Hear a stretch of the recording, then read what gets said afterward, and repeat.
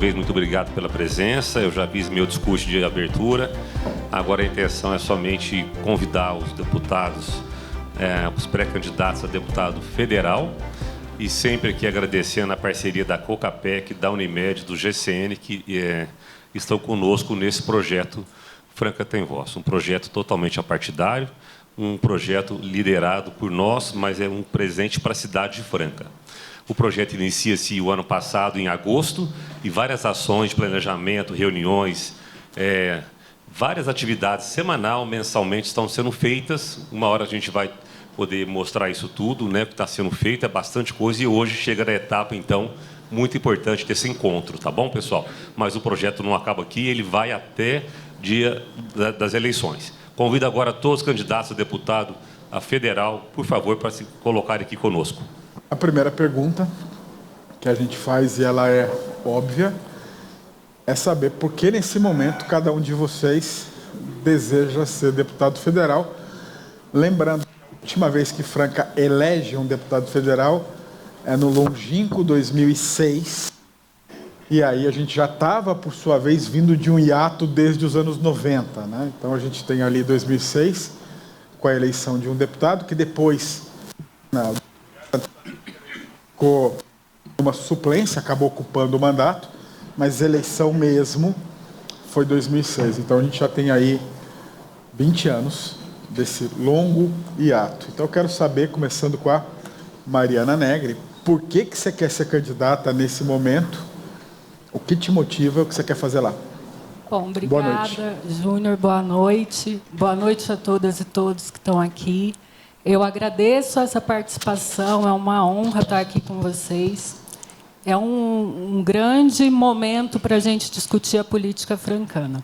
Bom, eu sou a Mariana Negri, eu sou formada em Direito, especialista em Direitos Humanos, sou servidora do Ministério Público, sou mãe de 3 filhos, e eu fui candidata a prefeita em 2024 pelo Partido dos Trabalhadores, e eu acho que o que mais me motiva a me manter na política, e mulheres estarem na política é um pouco complicado, né? Mãe, trabalhadora, é justamente poder representar essas mulheres como eu.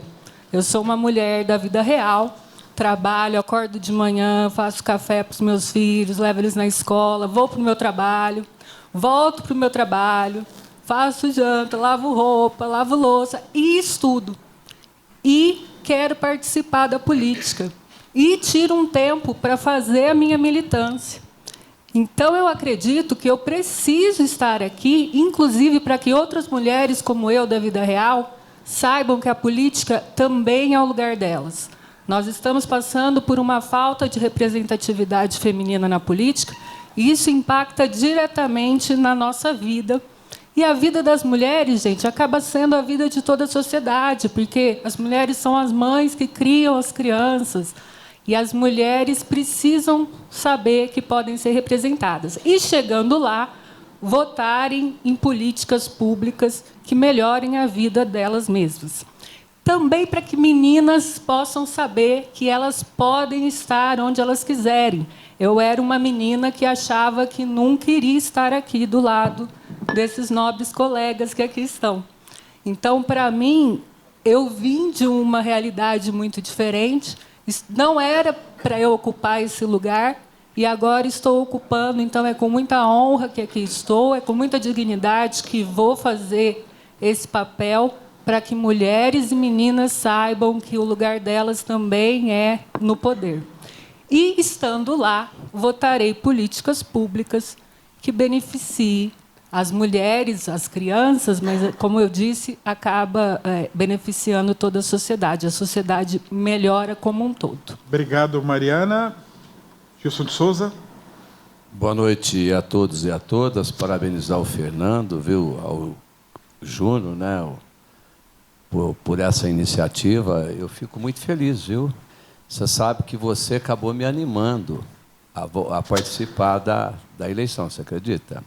Pode ter certeza. Verdade. Porque você trouxe uma conscientização muito importante, não só para Franca, como para o contexto regional. Eu faço política e tenho sempre uma gratidão por tudo. Agradecer a Deus por a oportunidade que Ele sempre me proporcionou. Porque eu já fui vereador, o jovem mais votado da história da cidade.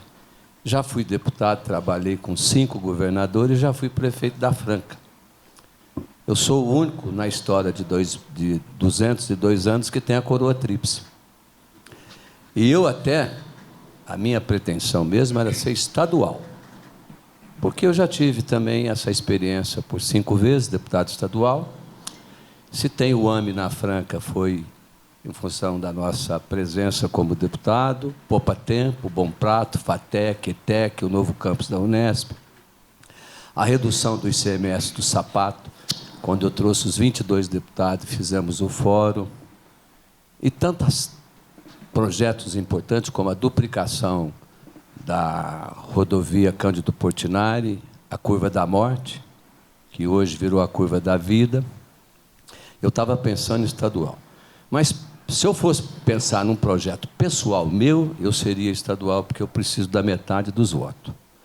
Mas, como eu penso coletivamente, eu estou pensando na Franca, eu quero jogar essa experiência na esfera federal, porque faz 20 anos que não tem.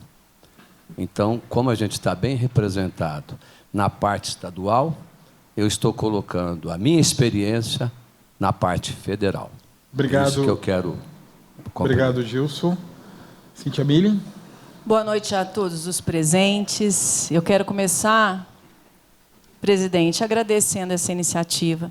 Você, como o líder, né, das nossas empresas, dos nossos profissionais aqui da nossa cidade, juntamente com as demais empresas, Unimed, Cocapec, que esse movimento possa se expandir para todos os empresários, trazerem para si essa consciência que você trouxe, presidente. Agradecer muito o Júnior por assumir, né, essa empreitada. Quando a gente pensa no número de votos, né, 250 mil eleitores, votos válidos, nós mandando 35 mil votos para candidatos de fora, mais abstenção, quer dizer, com candidatos de fora e abstenção, faríamos um deputado federal. Quer dizer que Franca pode sair nessa eleição fazendo 2 candidatos a federal. Isso seria extraordinário para nós. Mas, respondendo aqui a pergunta, agora eu vi meu tempo, tem que correr, 2 motivos me fizeram tomar essa decisão. A primeira, propósito. A primeira, consciência. E a segunda, que os meus filhos cresceram. Porque eu sempre gostei de política, vivo com a Alexandra há 23 anos, vivi o bastidor da política, sentindo na pele todos os dias, quantas noites, acordando, buscando a vaga na Santa Casa. Nós não somos robôs, nós sofremos, mas nós não temos o poder de mudar. E é por isso, por essa consciência, que eu tomo essa decisão de colocar o meu nome como pré-candidata. Obrigado, Cíntia. Guilherme Biali. Boa noite a todos, é uma honra estar aqui. Sabe que a pergunta sobre entrar na política, ela existe na minha vida desde que eu tenho 12, 13 anos, sou filho do Dr. Ubiali. E eu podia ter entrado antes, hoje eu tenho 39 anos, podia ter entrado com 20 anos, saindo da faculdade. Meu pai estava no auge, talvez eu fosse eleito deputado estadual. Mas eu quis primeiro construir a minha história. Eu quis primeiro contribuir com a sociedade para merecer estar aqui hoje. E eu fiz isso. Estudei na Fundação Getúlio Vargas, mais de 15 anos no mercado de trabalho na iniciativa privada. E 5 anos atrás, eu decidi voltar para Franca para criar meus filhos aqui e para empreender aqui. Hoje eu tenho 2 empresas na cidade, associadas aqui da CIF. E como empresário, é que eu vi o peso do Estado nas costas de quem trabalha e de quem produz. E a minha candidatura nasce disso, de uma revolta e de uma certeza que não dá mais para a gente continuar sustentando um Estado que não para de crescer e de custar caro para a gente. A minha candidatura vem num projeto de lutar por um Estado mais eficiente e por redução de impostos. Por isso que eu já deixo aqui 2 compromissos. Primeiro é a questão de Franca, porque não adianta ter 15 mil votos em Franca, 200 mil fora. Você não vai priorizar a Franca. Eu vou. Dos meus 40 milhões de emenda, 30 milhões ficam em Franca e 10 milhões na região. E segundo, eu não voto 1 centavo de aumento de imposto. Obrigado, Guilherme Biali. Sidney Elias, sua vez. Por que você quer ser candidato a deputado federal e quer representar a região nesse momento? Boa noite, Júnior. Boa noite, Fernando. Boa noite, presentes. É um prazer aqui estar de frente a um público tão seleto como esse. E isso nasceu, não foi de hoje, Júnior. Eu venho com essa missão de ajudar Franca já desde 2010, quando a gente, no pequeno grupo, começou a frequentar a Câmara Municipal de Franca, nos preocupando com os problemas da cidade. Em 2012, nós fundamos a UDECIF, que é uma associação de cidadania, e nisso nós passamos a participar ativamente dos problemas da cidade. Como cidadão, nunca participei nunca tive um cargo público, sempre como cidadão, sempre na vida privada. E nisso, eu até brinco, que eu falo que eu sou uma ata ambulante. Qualquer lei que foi aprovada na Câmara, eu sei de cor que eu participo ativamente. Aí só que chegou uma hora que, em 2022, eu saí como candidato, né, pelo Partido Novo, e foi uma eleição meio conturbada. Muitos candidatos pelo um partido só, inclusive dessa vez, eu até falei para o presidente estadual, falei, se tiver mais de um candidato, eu não saio. Justamente para corroborar com a campanha, porque a gente tem que ter seriedade, compromisso com isso, né? E de lá para cá, aí eu fiquei sendo suplente da deputada Adriana Ventura, e nisso nós desenvolvemos uma amizade muito grande. Inclusive, eu ajudei ela ativamente agora na CPMI do INSS. Então, assim, eu estou muito preparado para assumir esse cargo. Obrigado, Sidney Elias. João Rocha, por favor, as suas razões. Boa noite e a todos. Fernando, parabéns, pessoal da COCAPEC, pessoal da Unimed. E sei que hoje esse trabalho do Franca Tem Voz, ele não se restringe tão somente, que já eram grandes os três por si só, mas também ele já se estende por outras instituições, para outras entidades, que começam a ouvir, sentir e ter consciência que Franca precisa ter representação estadual e federal. O porquê da minha candidatura, eu vou dizer com tranquilidade. Fui para a prefeitura a primeira vez nos anos 77, quando eu tinha tão somente 20 anos de idade, agraciado e parceiro de um amigo meu, que eu tenho a honra de dizer sempre, Maurício Sandoval Ribeiro, um dos mais corretos prefeitos que Franca já teve. Fui vice-prefeito, fui presidente da Indef, fui industrial, participei também em vários setores da economia nossa, como a construção civil, no comércio de automóveis, fui funcionário, sou professor, e vou dizer, a minha volta à política, nessas últimas eleições, eu tenho certeza que nos credencia a pleitear o cargo que estou pleiteando de deputado federal. Por quê?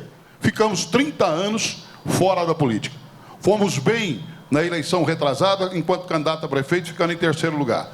Nessa última eleição, nós chegamos em segundo, levamos a eleição para o segundo turno, discutimos de forma séria e factível os problemas da nossa cidade. E hoje vou dizer, eu poderia sim ser candidato a deputado estadual, caso o quisesse. O meu partido me permitia, mas chegamos à conclusão que a minha candidatura, pelos levantamentos que fizemos, se saísse candidato a deputado estadual, talvez nós racharíamos aí o número de votos e não teríamos nem deputado federal e não teríamos também a possibilidade de ter deputado estadual. Para concluir? Então, nós estamos preparados e viemos para fazer uma campanha séria, objetiva, factível, para que Franca e região tenha realmente a representação que precisa. Muito obrigado a todos. Obrigado, João. Guilherme Cortez. Boa noite a todos meus colegas presentes, Fernando, Júnior. Queria parabenizar essa iniciativa do Franca Tem Voz. Eu acho que é uma união de esforços muito importante em prol da nossa região. Faz 10 anos que eu me mudei para Franca para fazer faculdade de Direito na Unesp.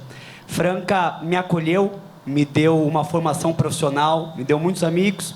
E desde então eu tenho buscado retribuir o que a cidade ofereceu para mim. não imaginaria que com 24 anos de idade eu ia ter a oportunidade de fazer isso, me elegendo como um dos deputados estaduais mais jovens de São Paulo.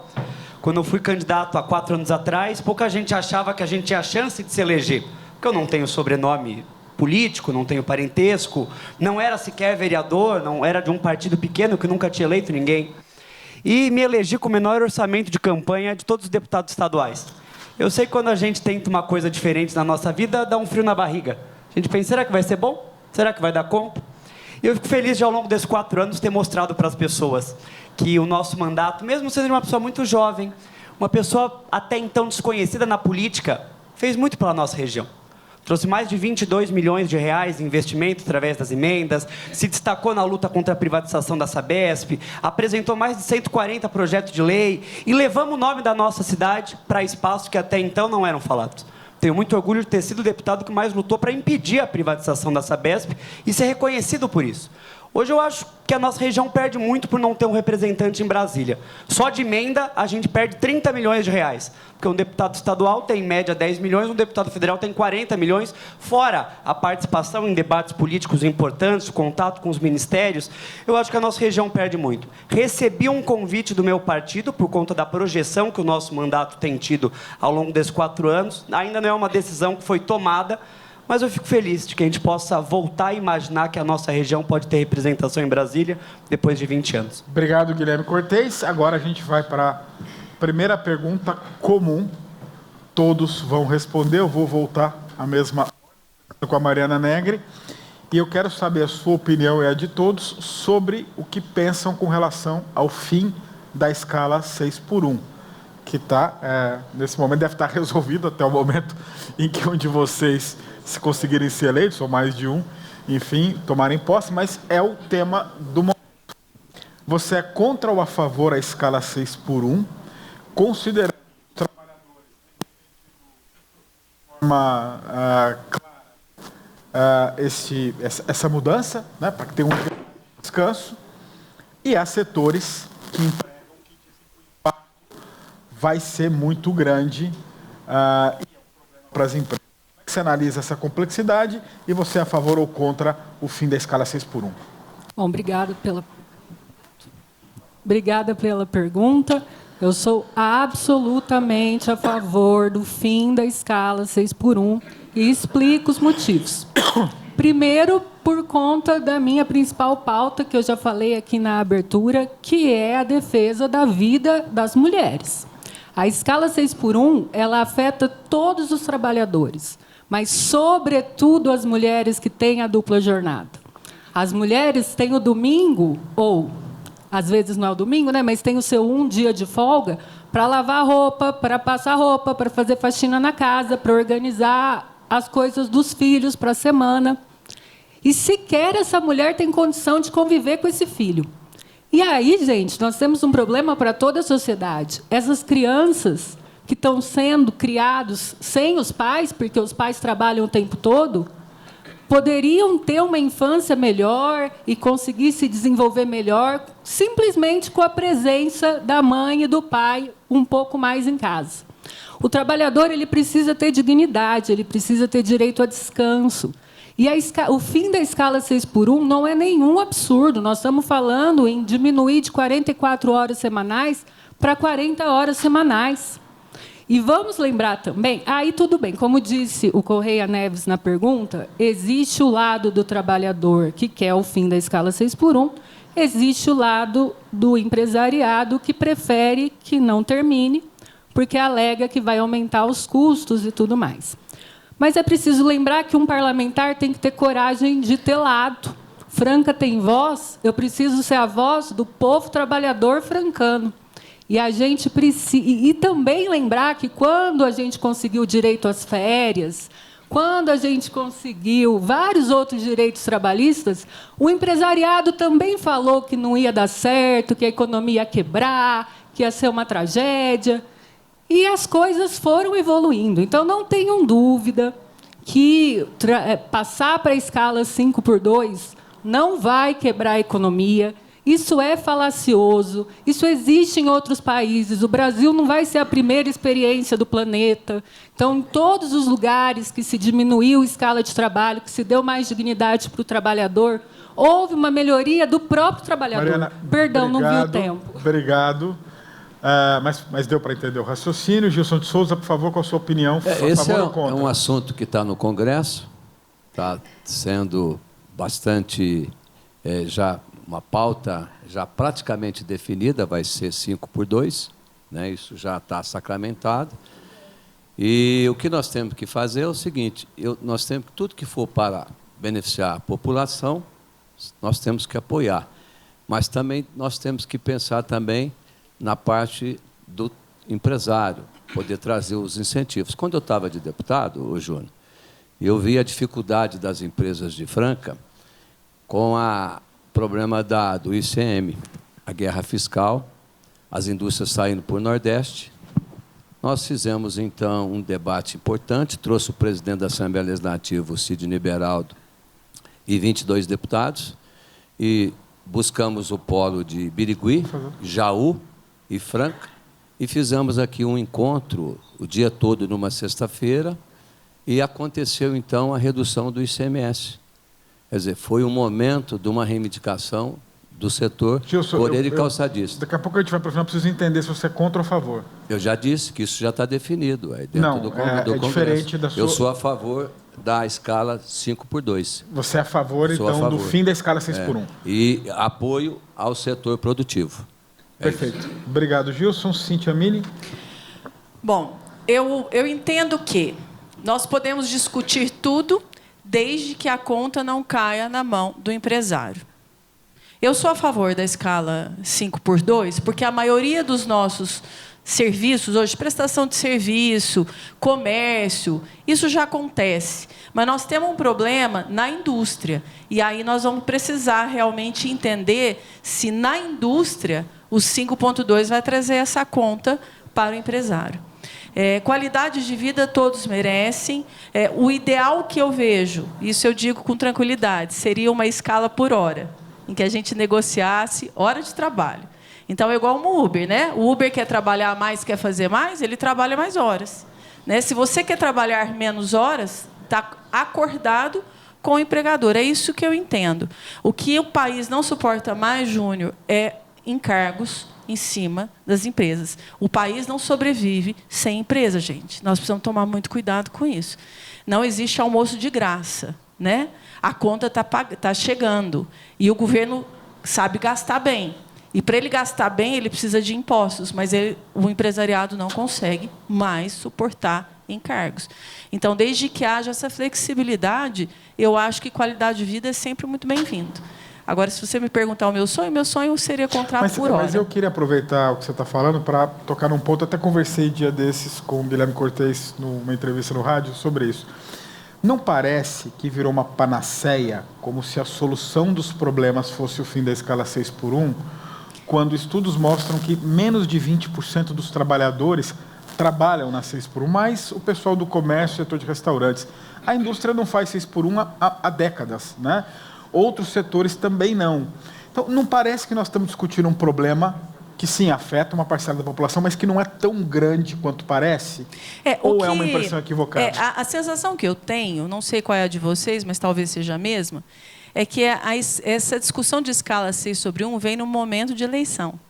A gente precisaria de mais tempo para poder entender qual é o real desdobramento disso, né? E se a gente for realmente discutir, nós precisamos entrar fortemente aí na desburocratização das empresas com relação a leis trabalhistas, né? Obrigado, Cíntia Millen. Guilherme Biali, por favor. Bom, para pegar um gancho aqui na fala da Cíntia, ela disse que o governo gasta bastante. Na verdade, o governo gasta muito e gasta mal. Tributa muito e tributa mal. Mas falando especificamente do fim da escala 6x1, a minha avaliação é similar à do Gilson. Isso é um tema que já está praticamente decidido. A escala 6x1 vai acabar. E vai acabar não só porque é um ano eleitoral, talvez mais rápido porque é um ano eleitoral, mas porque é uma evolução natural da sociedade. A discussão não é essa. A discussão é, primeiro, em qual velocidade que isso vai ser implantado, e segundo, qual é a compensação que o Estado vai dar para o empresário. Porque é muito fácil, a gente tem aqui representante do governo, o governo ir lá e mandar o empresário pagar a conta. Qual é a contribuição que o governo vai fazer? Qual é o imposto que o governo vai baixar para compensar isso? Por que o governo não desonera a folha de pagamento para poder permitir que esse fim da escala 6x1 aconteça mais rápido? Eu tenho 2 empresas, e eu acho então que eu tenho certa legitimidade para falar sobre o tema. Em uma delas, uma corretora de seguros, é muito simples. A gente já faz escala 5x2 com 40 horas há muito tempo. Na outra, que é uma farmácia, essa alteração vai impactar diretamente. E não tem nem mão de obra para poder conseguir repor, porque o Brasil hoje tem 6% de desemprego, que é muito próximo de pleno emprego, não tem nem mão de obra para repor todo esse pessoal do dia para a noite. Então, isso tem que ser um processo pensado com cuidado e não de maneira eleitoreira. Tem que ser um processo onde cada setor vai implantar numa certa velocidade, respeitando a realidade daquele setor e dando prazo para que o setor se adapte e consiga trazer novas pessoas. Caso contrário, sim, há um risco de quebra do país. Sim, há um risco real.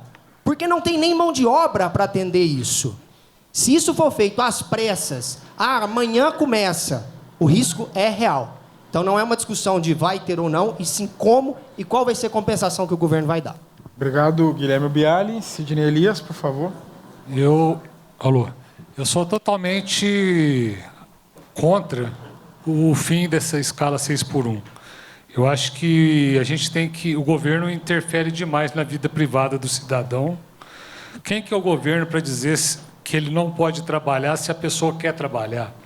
Eu acho que o governo ele interfere na vida privada. Isso aí não. E outra, eu sou contra. Eu não acho que isso aqui já está decidido igual vocês estão falando, não. Uma PEC precisa de 3/5 em 2 votações do Congresso e do Senado de quórum para passar. E não está com essa. Eu não acho que ela não passa. Eu acho que isso aqui é uma lei eleitoreira que está sendo jogada agora. E poucos têm a coragem de falar, porque eles querem diminuir jornada de trabalho sem diminuir salários. Ou seja, alguém vai ter que pagar isso. Isso vai para custos, vai para preço.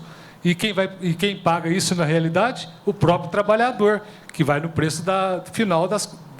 Então, isso aí, o governo está fazendo uma jogada para tentar ganhar uma eleição e jogar a conta em cima do próprio trabalhador para pagar a conta.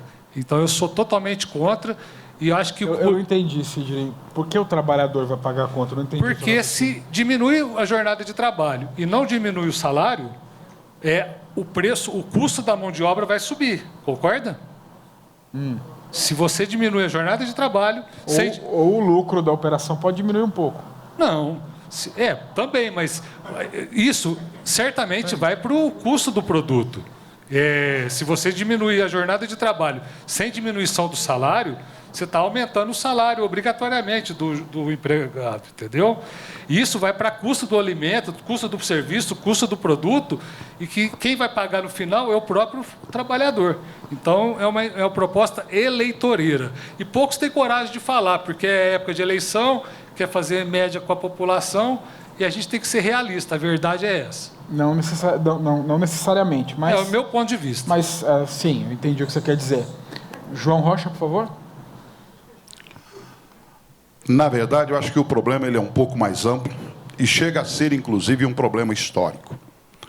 A nossa legislação eleitoral, ela remonta o governo do Getúlio Vargas, dos anos de 1950. Ela está ultrapassada, a sociedade evoluiu... João, só para entender, é legislação eleitoral ou trabalhista? Trabalhista, desculpa. A eleitoral está também, depois nós discutimos. A nossa legislação trabalhista ela está ultrapassada, ela remonta aos anos 50, tá? E, na verdade, a questão do 6x1, do 5x2, é uma questão que eu vou dizer para vocês, ela vai passar. Eu não tenho dúvida disso.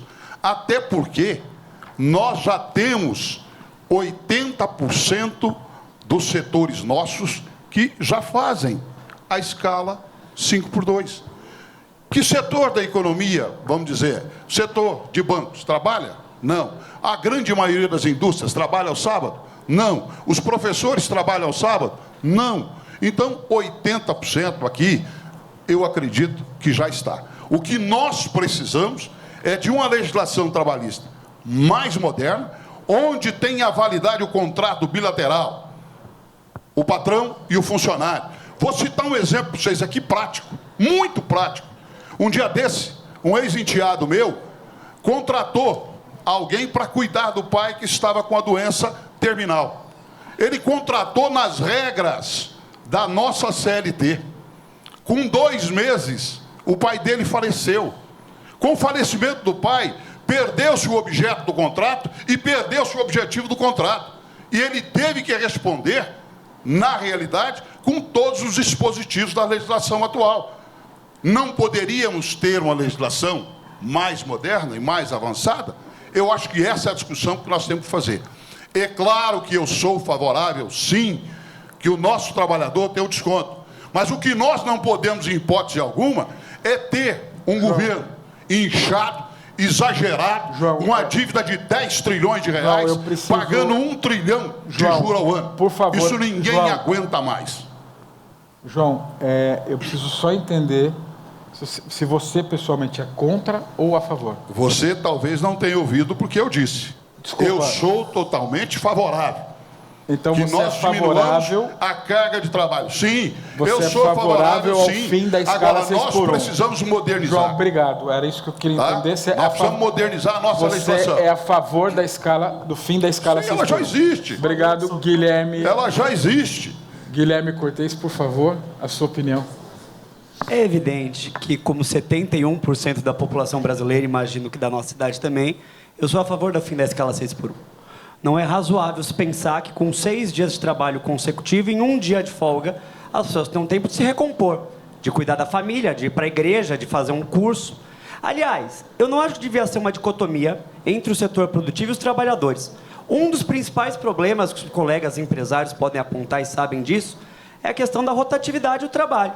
Hoje é muito difícil que as pessoas parem nos seus empregos. Um dos motivos é porque as pessoas estão mais cansadas e procuram outras oportunidades de trabalho. A Rede Savenhago, aqui em Franca, antes de ser aprovada, o fim da escala 6 por 1 optou por reduzir a sua jornada de trabalho, por acabar com a escala 6 por 1, com qual objetivo? Para fidelizar o seu trabalhador no emprego. E o que as farmácias, as redes de varejo, que voluntariamente optaram por acabar com a escala 6 por 1, o que elas relatam? Que a produtividade melhora, por um motivo óbvio. O trabalhador mais descansado, com tempo de se recompor, com tempo de ficar com a família, com tempo de estudar, com tempo de fazer um curso, ele trabalha melhor. Claro que você tem... Cada pessoa é uma pessoa. Agora, eu não acho que é concebível a gente achar que com um único dia de descanso na semana, as pessoas conseguem dar conta de tudo isso, de cuidar da família, de si... Agora, das duas, uma. Ou a gente acha que o fim da escala 6 por 1 é ínfimo e vai beneficiar muito pouca gente, ou a gente acha que ele é tão grande que ele vai destruir a economia do Brasil. Porque outros países, como é o caso da Islândia, como é o caso da Colômbia, como é o caso do México, também reduziram a sua jornada de trabalho e, mágica, os países não quebraram. A Holanda e a maior parte dos países do norte, que nós temos como referencial civilizatório, na Holanda se trabalha em média 1 dia a menos do que no Brasil. Então, eu não acho que o povo brasileiro trabalha pouco. Eu acho que o povo brasileiro é um povo que trabalha muito, trabalha cansado. Eu sou, antes de ser deputado, eu sou advogado trabalhista, e eu acho que nós precisamos ter regra, sim, porque o trabalhador e o empresário não têm as mesmas condições de chegar num acordo, e senão vira barbárie. A poucos metros daqui, a gente teve uma obra pública na praça que teve indício de trabalho escravo. É isso que acontece se a gente não tem uma legislação trabalhista. Não digo que todo mundo comete isso, mas eu acho que deve-se existir direitos trabalhistas básicos para garantir a dignidade dos trabalhadores e o bom funcionamento da economia. Obrigado, Guilherme Cortez. Agora a gente começa uma pergunta específica para o quarteto, uma pergunta diferente para o trio, e a gente vai alternando. E aí, em cada uma dessas perguntas, vocês vão ter um tempo de resposta e depois um tempo para comentar as respostas dos adversários ou para complementar o seu próprio pensamento, tá? Nós vamos começar com aquilo que eu mencionei no bate-papo com os deputados estaduais, que é o problema mais apontado pelos moradores de Franca e região, como é o grande problema que todo mundo aponta como principal: custo de vida. as pessoas estão muito pressionadas por conta da inflação de alimentos, dos juros altos, do salário estagnado e de um altíssimo endividamento. Tem gente que aponta que a culpa desse endividamento é das bets, tem outros que apontam outras razões. Como deputado ou deputado federal, como é que você enxerga esse problema e o que você pretende fazer para atuar, não vou dizer para resolver, porque não depende de um deputado só, mas para enfrentar esse problema? Bom, o custo de vida, sem dúvida, impacta todos nós, especialmente a classe trabalhadora, especialmente as mulheres, de novo. E eu penso muito no papel principal do parlamentar, né, do deputado federal, que aqui estamos falando, que é o de legislar. A gente está falando muito sobre emenda. Franca tem voz, a gente precisa ter voz para legislar também, não só para buscar emenda. Emenda tapa buraco. A gente pega uma emenda para comprar uma ambulância, para reformar uma praça, para trocar um teto que está caindo de um colégio antigo. Emenda é para isso. O que a gente precisa é de políticas públicas que, de fato, atuem na vida de toda a sociedade. E o papel principal do legislativo nessa divisão dos poderes é legislar. E aí a gente precisa pensar em legislações que tragam essa diminuição no custo de vida. Vai passar, sim, por uma reforma tributária diferente da que está tendo.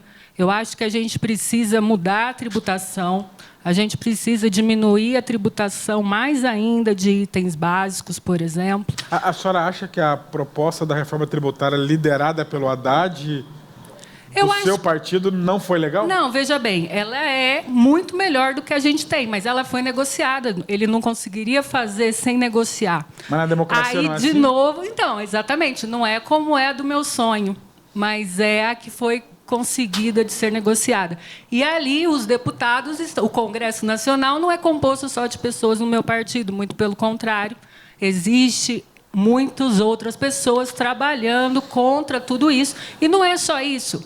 A gente precisa de pensar em valorização do salário mínimo, que também passa pelo Congresso Nacional, tudo isso. E vai acabar meu tempo, mas a gente precisa pensar em políticas públicas que diminuam o preço dos produtos, que aumentem a qualidade de vida das pessoas. Por exemplo, se o SUS for melhor, a gente economiza com saúde privada, a gente diminui nosso custo de vida.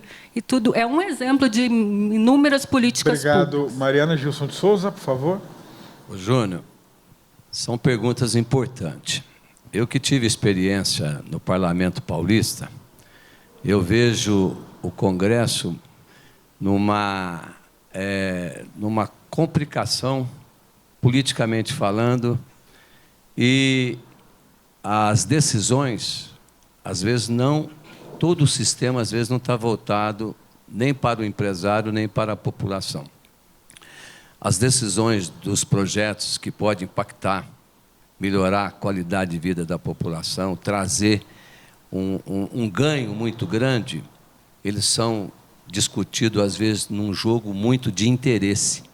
E o interesse, às vezes, não traz o benefício que realmente precisa, tanto para o trabalhador, como também para aquele que está, como empresário, que está ali no dia a dia.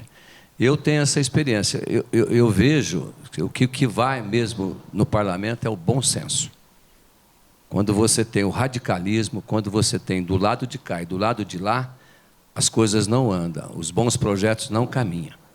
E aí é que entra a experiência para trazer um olhar diferente, aonde você traz o argumento, a argumentação dentro do equilíbrio. Gilson, mas o seu argumento, os bons projetos e o bom senso, estaria a favor de qual projeto? Qual iniciativa? Dos que foram discutidos no melhoramento da economia do país. Me dá uma ideia do que você faria. O que eu faria? Como deputado? Isso. Para enfrentar a questão do custo de vida, por exemplo. O que você pode fazer? Como é que você atuaria? Eu não tenho o direito de fazer como parlamento. Eu tenho o direito de sugerir. Porque não depende de mim, Júnior. Como é que eu vou fazer, você está me fazendo uma pergunta. Se eu não tenho o direito de fazer, eu tenho o direito de sugerir, de participar. Agora, nós estamos vivendo um problema no mundo, num país, não só o Brasil, como também o mundo, de guerra, de turbulências, de complicações, aonde não chega num consenso. Nós estamos vivendo agora um período político diferente, de radicalismo, aonde você não consegue entender, e quem fica na contramão das dificuldades é a população. Obrigado, Gilson. Tá? É isso que eu quero te dizer. Cíntia Mini. Muito bem. Esse é um tema que o deputado federal vai atuar fortemente. Né? Nós precisamos de união no Congresso para poder brecar a máquina pública que tanto gasta. Veja, eu entendo que hoje um dos maiores problemas que nós temos é a inflação, essa insegurança econômica, além de outras inseguranças, principalmente a jurídica. Mas a insegurança econômica que tem a ver com o tema aqui gera em nós uma sensação, não vai dar esse mês. Todos aqui temos a noção do supermercado. Então, essa força-tarefa do Congresso precisa partir dos deputados. Isso nós precisamos fazer, porque é um ciclo que é vicioso. Então, o governo gasta mais, para isso ele fica endividado, para isso ele solta dinheiro no mercado, aí a população vai lá, pega dinheiro a juro, e aí a inflação começa. Isso é um círculo que é altamente vicioso. Então, primeiro, nós temos que enxugar a máquina. Isso é urgente. Quem, inclusive, ganhar a próxima eleição tem a maior bomba, porque essa bomba, em algum momento, vai estourar. E está muito próximo disso. Isso está muito claro. Agora, enquanto deputado na cidade, eu entendo o seguinte: tudo que eu tirar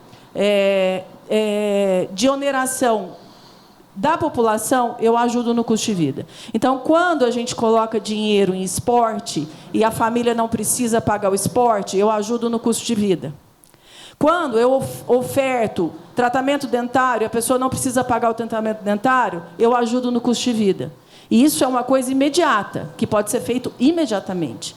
Né? Agora, políticas públicas no Congresso tem muitas. Nós precisamos, de imediato, eu entendo que nós temos que tirar imposto de cesta básica.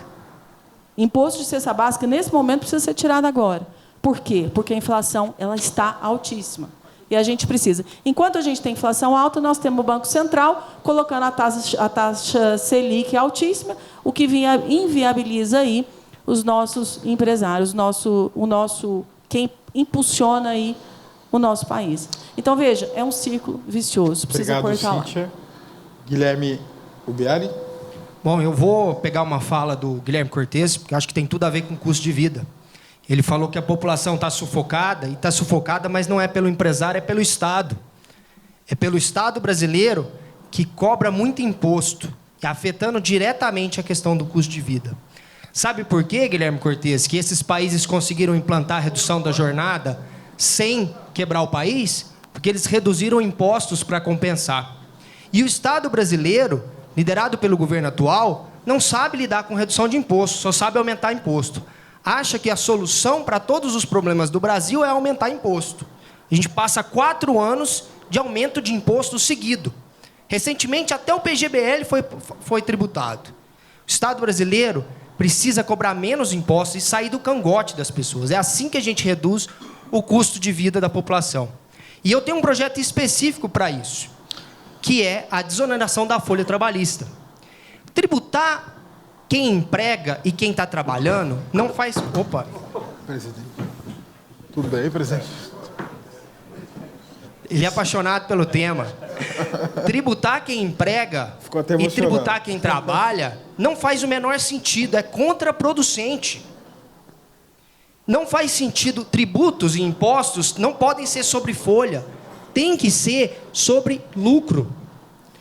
E isso, imediatamente, permitiria que mais pessoas fossem contratadas e que tivesse mais dinheiro na mão do trabalhador. Então, se a gente está preocupado com o custo de vida da população, se a gente está preocupado com o custo das coisas, a gente tem que olhar para o gasto público, como a Cíntia colocou, e olhar para os impostos. É assim que reduz. O maior consumidor que existe no Brasil chama-se o Estado brasileiro, principalmente a União. A União gasta muito e toda vez que ela entra para atuar, ela atua como um fator inflacionário. Toda vez que o governo brasileiro parece que ele luta contra o Banco Central. Enquanto o Banco Central está ali subindo juros para segurar a inflação, o governo brasileiro está fazendo de tudo para aumentar gasto e aumentar a inflação. Obrigado, Guilherme. Mariana, você tem agora um tempinho aí, um minuto e pouquinho, para suas considerações sobre isso. Bom, dizer primeiro que o governo Lula ele é muito bom para o povo trabalhador, mas também é muito bom para o empresário. Nós não estamos, dos empresários não estão sofrendo com os lucros, podem olhar aí os índices, pesquisem aí. O Lula acena para os dois lados porque é um conciliador e é um estadista e entende isso. Por outro lado, gente, os dados são públicos, vocês podem pesquisar. Por outro lado, volto a dizer, políticas públicas que reduzam o custo de vida por exemplo, eu ter um pronto-socorro que não vai me faltar vaga na UTI, porque aí eu não preciso pagar meu plano de saúde, porque eu tenho medo de passar mal e não ter uma vaga na UTI. Então, assim, muitas pessoas são assim como eu, não têm dinheiro para pagar a Unimed, mas se esforçam para pagar porque tem medo. O custo de vida diminui quando a gente tem uma segurança pública que você não precisa pagar a segurança privada, encher sua casa de custo. E por aí vai, o tempo acabou, gente. Mas Obrigado. Tem muito mais coisas. Gilson? Eu tenho uma experiência em Franca. Quando se fala que está gastando aqui 33% na saúde, eu fui gestor da cidade, gastei 31%, o limite era 15%, nunca faltou leito de UTI aqui na Franca, nenhum paciente nunca foi para São Joaquim da Barra, ou nem para Monte Azul Paulista. O dinheiro, a parceria que nós fizemos com a Santa Casa, isto que é fazer do pouco o muito. Do pouco o muito. A Santa Casa de Franca estava devendo 60 milhões, uma parcela de 1,35 milhão mês. Fizemos uma parceria para fazer cirurgias eletivas, melhoramos a qualidade de vida da população da cidade. 55 milhões foi repassado durante 4 anos. Pagamos 80 milhões de dívidas que eles deixaram, que foram pagas de férias de forma indevida aos servidores da prefeitura. Gilson, eu agradeço, mas nós precisamos focar em projetos e ainda federais. Deixamos 74 milhões 523 limpinho no caixa. Então, Obrigado. É só para dizer, melhorar. Gilcinho, eu posso. Primeiro que o seu pai esgotou o tempo. Segundo que eu não vou admitir mais interrupção. Se o candidato tiver algum problema, ele fala comigo. Tá certo? Vocês aceitaram as regras e a regra me dá esse poder. Muito obrigado. E eu peço a sua compreensão para a gente manter o ritmo. E vou dizer o seguinte, não é uma disputa municipal. Eu preciso que as pessoas, no melhor das possibilidades, saiam daqui com clareza sobre o que eles pretendem fazer na Câmara dos Deputados. Eu já falei, Jussim, e não se aplica a você, que é uma pessoa do bem, mas o GCN, a difusora, cometeram um erro histórico. Nós criamos e demos muito palco para maluco ao longo do tempo e permitimos que pessoas sem a menor condição se candidatassem apenas para buscar o holofote transitório.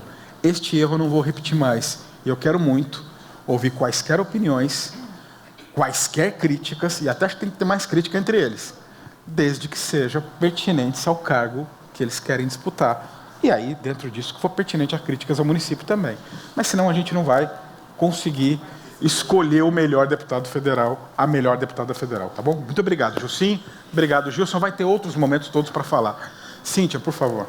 Bom, complementando isso que nós estamos falando, é claro que a inflação tem são muitas variáveis, né? Nós temos problema de queimada, que afeta o café, afeta isso, afeta aquilo, enfim. São variáveis. Temos o problema da guerra, outra variável. Mas o que a gente precisa também é de um governo mais ativo na resposta. Nós podemos trabalhar na diminuição do valor da gasolina, do etanol. Isso é algo que precisa ser dito. Outra coisa que eu acho que é importante a gente ressaltar, as nossas famílias estão extremamente endividadas. E isso também entra naquele círculo vicioso. Então, nós precisamos, até falamos sobre isso aí esses dias, saiu aí o programa do governo para poder fazer esse pagamento parcelado da dívida. Ajuda, mas não resolve. E isso afeta diretamente no custo de vida, porque a pessoa deve, e aí mais empréstimo, mais empréstimo. Além disso, a consequência, né? Porque quem tem saúde mental devendo o tempo todo? Ninguém. Então, nós precisamos trabalhar, inclusive, essa consciência dessa educação financeira no nosso país, a começar pelas crianças. Obrigado, Cíntia Milling. Guilherme Biali. Bom, estou ouvindo alguns dos meus colegas falar aqui na questão de melhorar serviços públicos de graça, e aí eu vou retomar a fala da Cíntia mais cedo. Não tem nada de graça.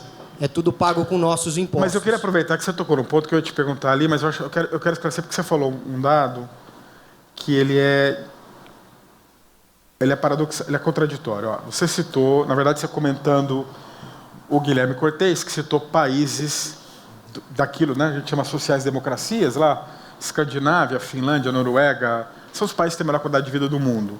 E aí você disse que esses países reduziram impostos. E eu quero só fazer um ajuste. Na verdade, a gente tem 2 modelos bem-sucedidos, né? E aí é uma questão de opção, eu quero entender o que você pensa.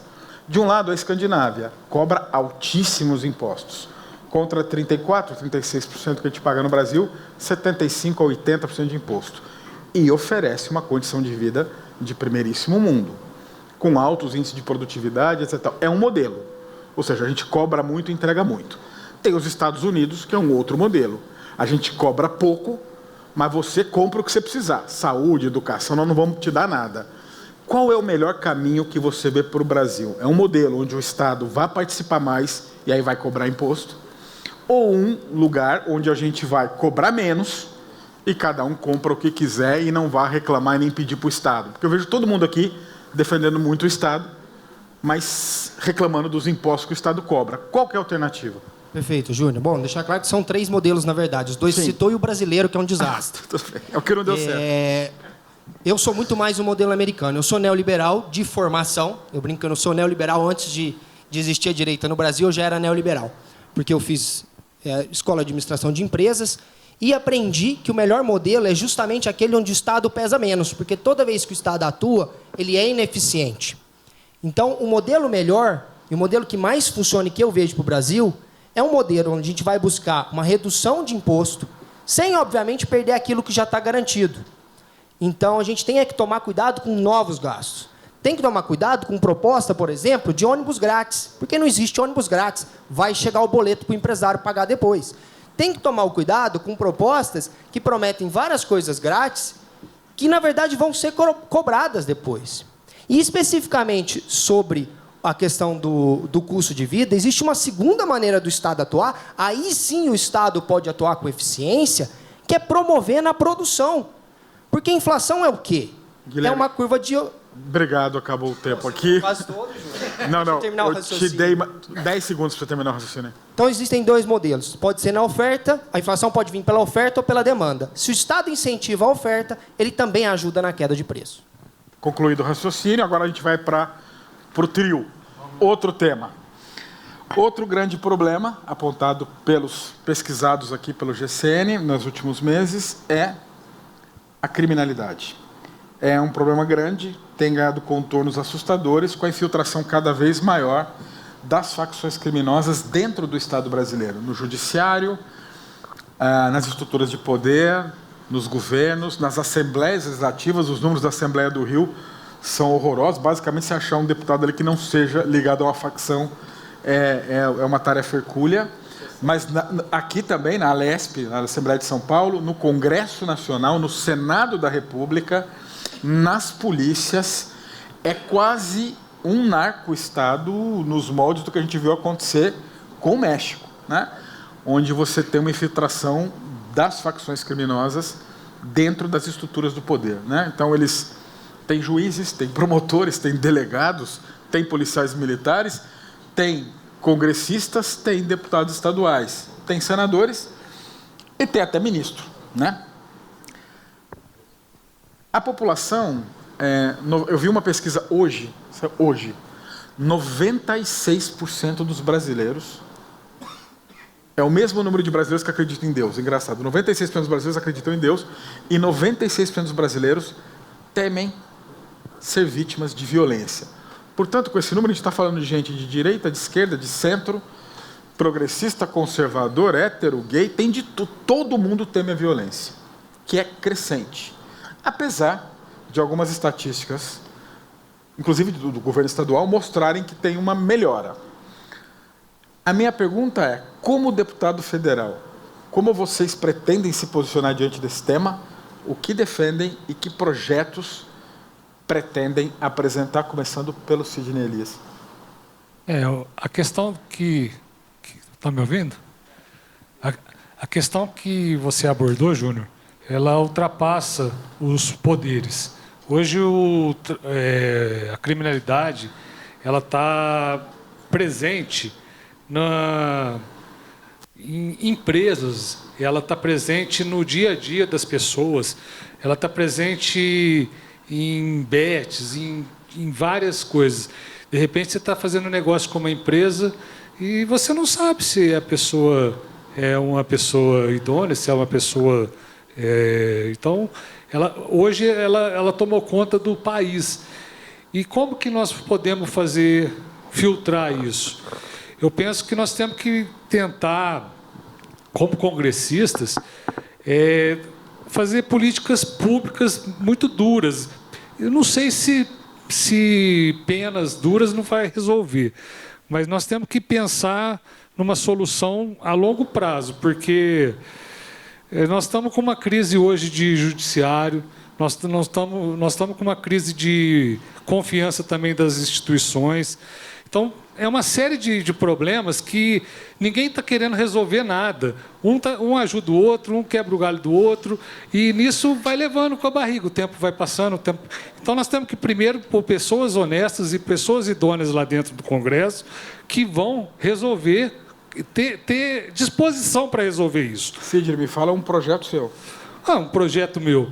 Eu vou ter que sentar e estudar, porque é um caso muito complexo, Júnior. Não existe um projeto que eu vou chegar e falar, isso aqui vai resolver. Não vai. Se fosse uma questão simples, já teria resolvido. Eu não posso também chegar, por exemplo, uma pessoa que é criminosa. Por exemplo, redução da maioridade penal, prisão perpétua, você não tem nenhuma ideia sobre isso? Não, eu sou a favor da redução da maioridade penal, eu sou contra a prisão perpétua, porque com esse judiciário que erra todo dia aí, pode causar inúmeras injustiças. Então, não é uma situação que você vai chegar e vai resolver do dia para a noite. Obrigado, Sidney Elias. João Rocha, por favor, a sua opinião sobre o tema. Eu começaria dizendo, quando você fala da redução da maioridade penal, quando você colocou. Eu só coloquei como eu vou ideias. dizer muito claramente que hoje nós estamos precisando acabar com o perdão daqueles que se dizem idosos e estão ocupando cargos que já não poderiam estar mais com a chamada PEC da Bengala. Tem um bando de gente lá, seja no Senado, seja lá no nosso Supremo Tribunal Federal, que sustentado, inclusive, por uma eternidade de 20, 30 anos, 40 no exercício do cargo, tá? Esse pessoal se diz o quê? Deus Supremo. Um cara sozinho hoje, quando você fala de qualquer questão no Brasil, ele trava tudo. Nós vimos as CPIs que nós tivemos ainda há pouco, que nós tivemos a CPI do INSS, onde um bando de gente foi denunciada, e nós tivemos o quê? Não, para com isso, não mexe com isso não. Nós não queremos que faça. Não vai prorrogar. Termina com esse troço aí. Tá? Tivemos a CPI do crime, agora, tá? Que bateu, inclusive, em alguns ministros. Eu não estou falando do Supremo. O Supremo é uma instituição de Estado. Eu estou falando de pessoas que ocupam o Supremo nesse momento e que estão manchando aquela instituição. E aquilo precisa ser revisto, inclusive como projeto. Eu acho que nós não podemos mais ter um juiz do Supremo com pequena idade, ele tem que começar mais tarde, porque nós temos que ter o saber jurídico realmente dessa pessoa ilibado. E ele também não pode ficar lá de eterno com 75 anos. Aliás, eu vou dizer para vocês que o nosso serviço público ficou contaminado com esse troço, com essa porcariada. Por quê? O mesmo que se dá ao Supremo no 75, hoje o servidor público tem. E eu vou perguntar para vocês, alguém aqui acredita que um servidor público, por exemplo, pedreiro, ele tem a condição de exercer a função dele aos 75 anos de idade? Não. Uma enfermeira, ela tem condição de girar ou banhar um paciente na cama com 75 anos de idade? Não. Então nós precisamos rever, porque o crime está sim dentro de todos os poderes. E, infelizmente, resguardado pelo Supremo, que está contaminado, e nós temos que mexer naquilo. Obrigado, e para mexer naquilo, nós temos que eleger gente de direita e senadores que realmente façam a diferença. Obrigado, João Rocha. Guilherme Cortes, por favor. Tenho aqui. Tem uma falsa dicotomia que se impregnou no debate público, de que a direita se preocupa com a segurança pública e a esquerda é conivente. Eu discordo disso. Eu estou absolutamente preocupado com os índices de insegurança que a gente tem. Embora os índices do governo do Estado apontem a sensação de insegurança pública em São Paulo não melhorou, pelo contrário, quem anda no centro da cidade de São Paulo convive com medo, as mulheres, sobretudo pela roupa que saem, o horário que sai à noite. Eu acho que é completamente inadmissível e foge do nosso Estado democrático de direito admitir que facções e organizações criminosas elas controlam territórios e nesses territórios elas decidam quem entra, quem sai, elas decidem qual que é a lei que vale e qual que não vale. Isso, absolutamente, nenhuma pessoa de esquerda concorda. As soluções simplistas que a direita, sobretudo aqui no estado de São Paulo, defende há décadas, eu tão pouco acho que resolve. Por exemplo, hoje 40% da população carcerária brasileira, que tem a quarta maior população carcerária do mundo, é de presos provisórios. Pessoas que ainda estão aguardando julgamento. Às vezes a pessoa, como o Sidney falou, nem é culpada, mas está presa provisoriamente. Essa pessoa é empurrada por uma cadeia e é aliciada por uma facção criminosa. Eu acho que não ajuda o problema. Tão pouco eu acho que esses problemas de redução da maioridade penal, prisão perpétua, resolve esse problema. Você empurrar mais pessoas para um sistema penitenciário falido, onde as pessoas vão ser aliciadas por uma organização criminosa. No ano passado, a Operação Carbono Oculto da Polícia Federal encontrou negócios do PCC, sabe onde? Em escritório da Faria Lima, operando através de fintech. É uma ingenuidade pensar que organizações criminosas que movimentam milhões de reais através do Porto de Santos, que as pessoas elas estão dentro do barraco de uma comunidade carente. São pessoas que têm envolvimentos com o setor privado, com o governo. Recentemente, o comandante-geral da Polícia Militar do Estado de São Paulo foi substituído por estar sendo investigado por ligação com o PCC. Tem doador de campanha do governador, segurança do governador investigados por relação com o PC. Então, Júnior, eu defendo um sistema único de segurança pública, como que o governo federal apresentou com a PEC. Eu acho que a gente precisa federalizar o combate ao crime organizado. Já são 30 anos de que os estados, sobretudo aqui o estado de São Paulo, tenta combater por conta própria o crime organizado, e o que a gente viu foi o PCC se alastrar estado afora, inclusive no governo do estado. Eu acho que você precisa ter um sistema único que parta da União e se articule junto com as guardas civis municipais, com as polícias militares, para ter uma política única. Sidney, você tem um minuto e pouquinho. Como eu disse, não é um tema que você vai decidir com uma simples questão. Isso é uma coisa que vai passar por várias leis, e para diminuir, porque também eu não acredito que vai resolver. Eu acredito que essas facções criminosas, como o PCC e o Comando Vermelho, devam sim ser tratados como terroristas. Isso aí eu acho que deve ser tratados como terroristas. E aí você não teme, nesse caso, que um outro país possa usar isso de desculpa para um bombardeio ou para uma ação militar sem a nossa anuência? Eu não temo, não. Eu acho que isso aí já é um pouco fantasioso. Não, o governo americano diz que organizações que eles declaram como terroristas, sim, eles não. É importante esclarecer. Quando os Estados Unidos declaram uma organização como terrorista, sim, o presidente americano não precisa mais de autorização do Congresso para atuar. Ele pode simplesmente deslocar uma unidade qualquer para combater isso. Talvez se a gente não está dando conta de resolver, quem sabe eles nos ajudem, porque eu penso que seria uma solução, porque nós não estamos dando conta. Agora, essa questão que o João falou da lei da Bengala, eu também sou a favor, mas não resolve o problema. Eu penso nesse sentido. Eu acho que eu sou a favor da revogação da lei da Bengala, mas também não vai resolver nada da questão criminal no Brasil. Obrigado, Sidney. Elias, João Rocha, por favor. Quando eu falei da PEC da Bengala, dos 75 anos, eu não estou falando, eu estou dizendo de que vai resolver o problema da criminalidade. Eu estou falando que está dando fôlego para criminoso que está lá.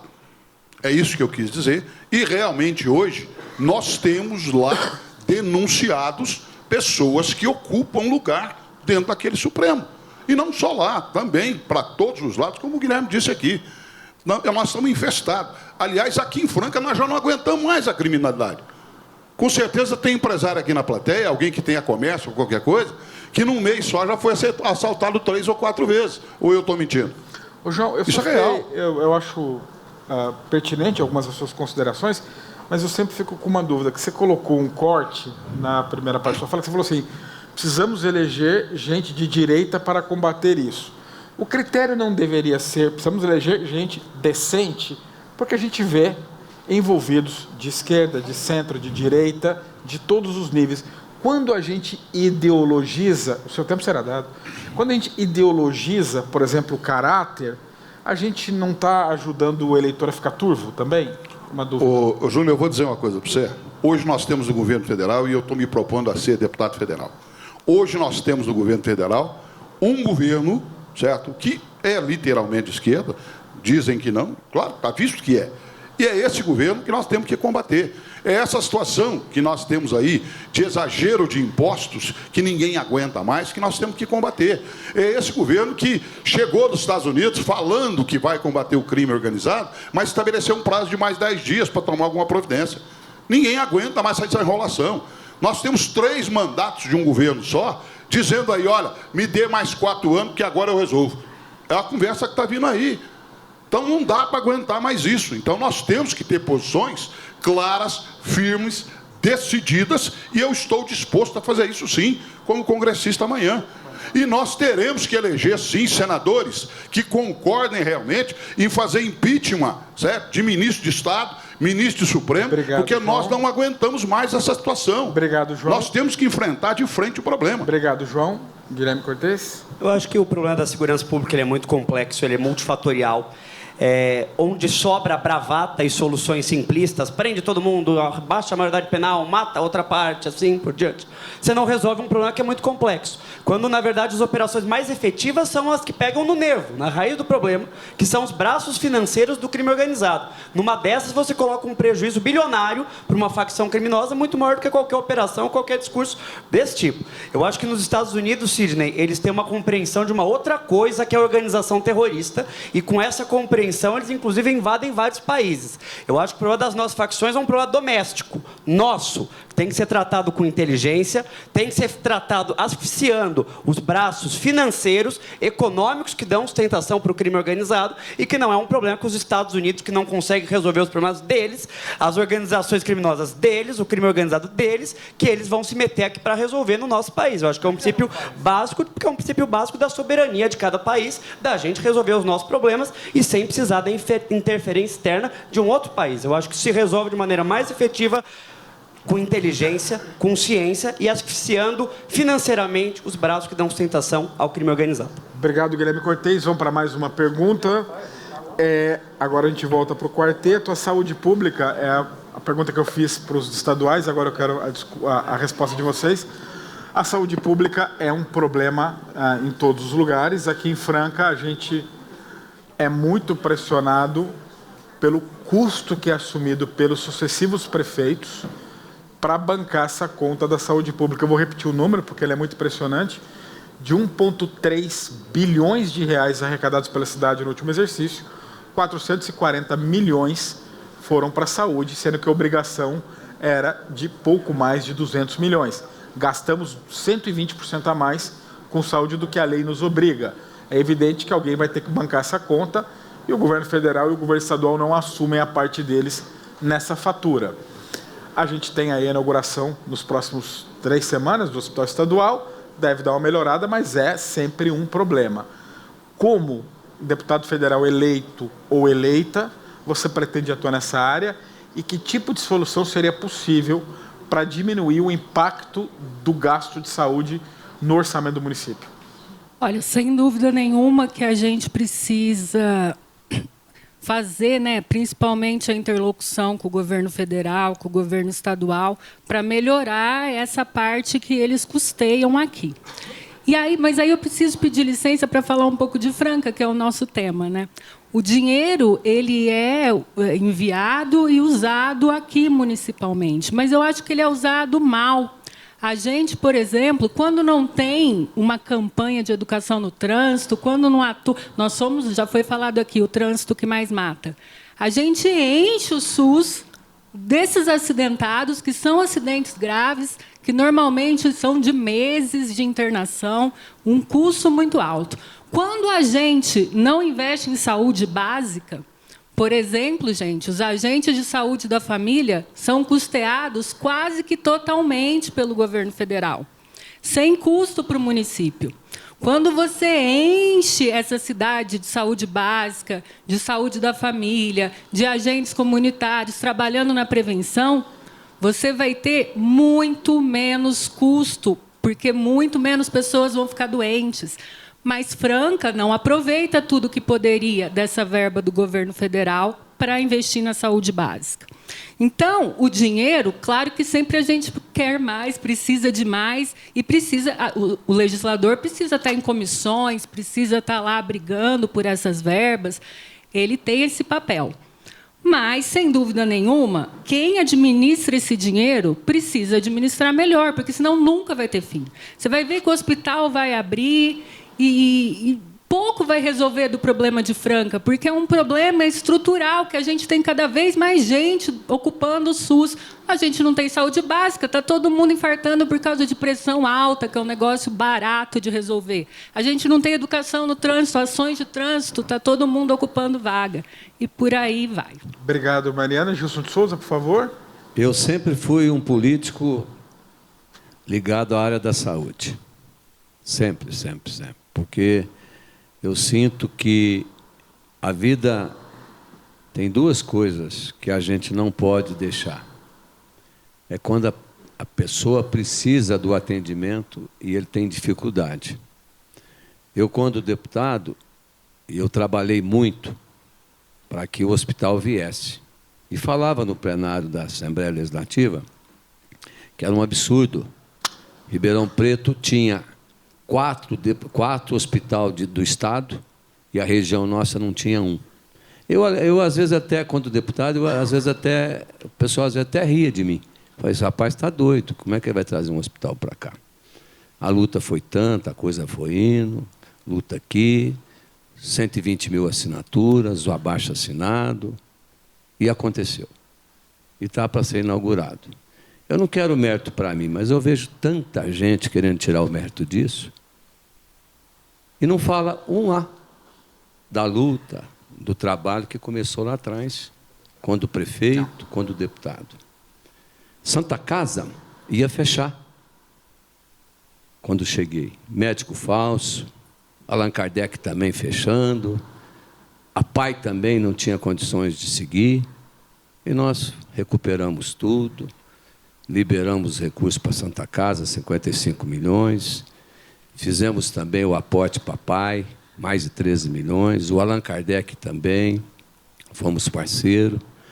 Depois criamos 64 leitos do Hospital do Câncer, trouxe o dinheiro, a emenda parlamentar como deputado, quando o prefeito pôs para funcionar, as cirurgias eletivas, o mutirão, criamos a Casa Saúde da Mulher Francana, que não existe mais, não sei por que razão, era 100 mulheres por dia que era atendida, fazendo os exames de prevenção. Obrigado, Gilson de Souza, pelas suas considerações. Cíntia Mirim, por favor.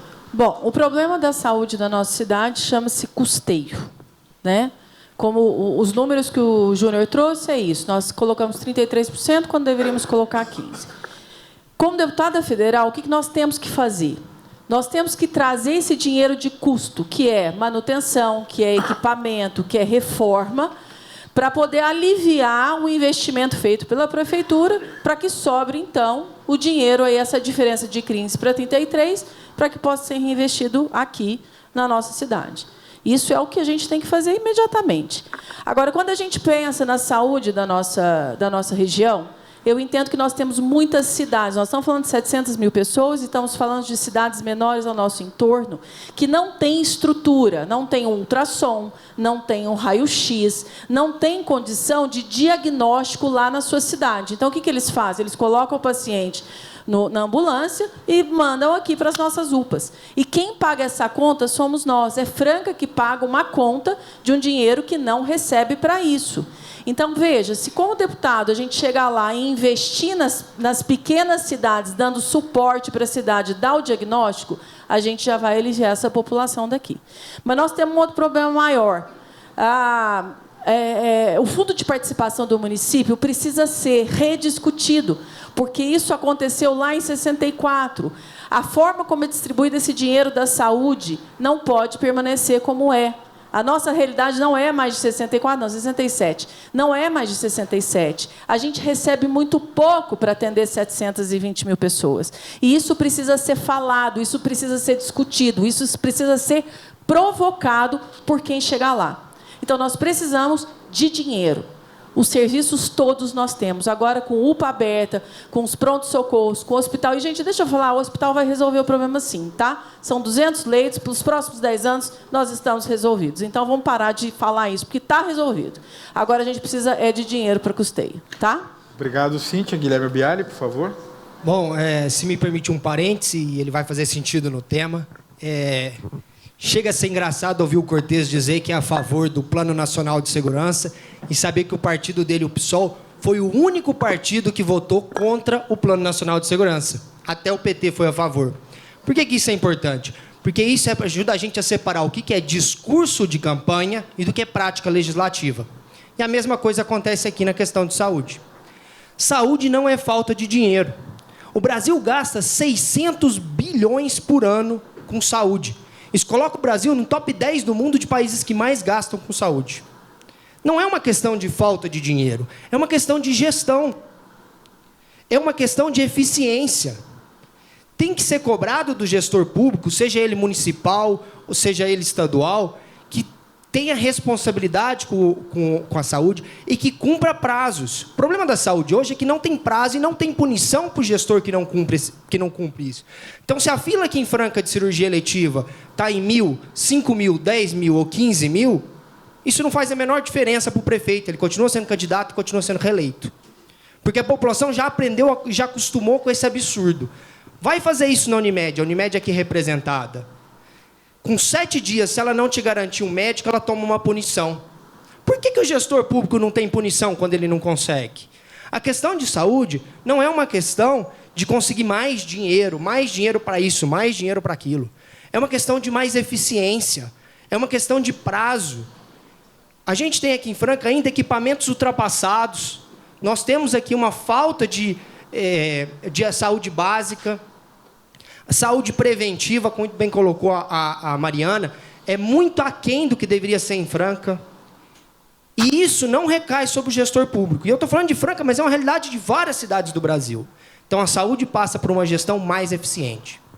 Mariana, você tem um minuto para... Para comentar de novo, né, eu acho que é preciso, sim, pensar em mais políticas públicas voltadas para a saúde.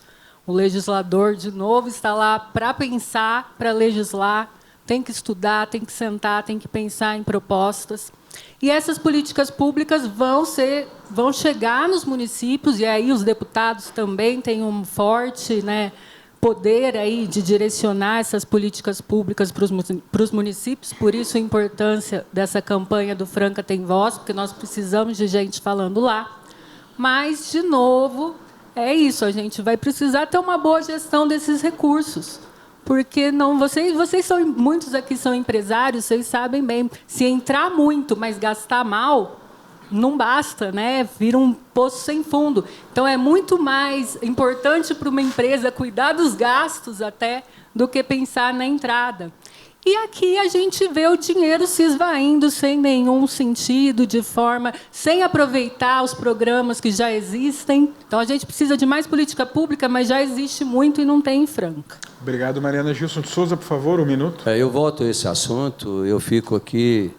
É um absurdo você ver uma cidade de 400 mil habitantes, fica 40, 50 pessoas todos os dias nas UPA, esperando uma vaga na Santa Casa, fica 7, 8 dias. Olha, não pode. E o recurso está aplicado, mas não tem o convênio com a Santa Casa. Quando eu estava de prefeito, nós fizemos o convênio. Esse dinheiro era para atender a população.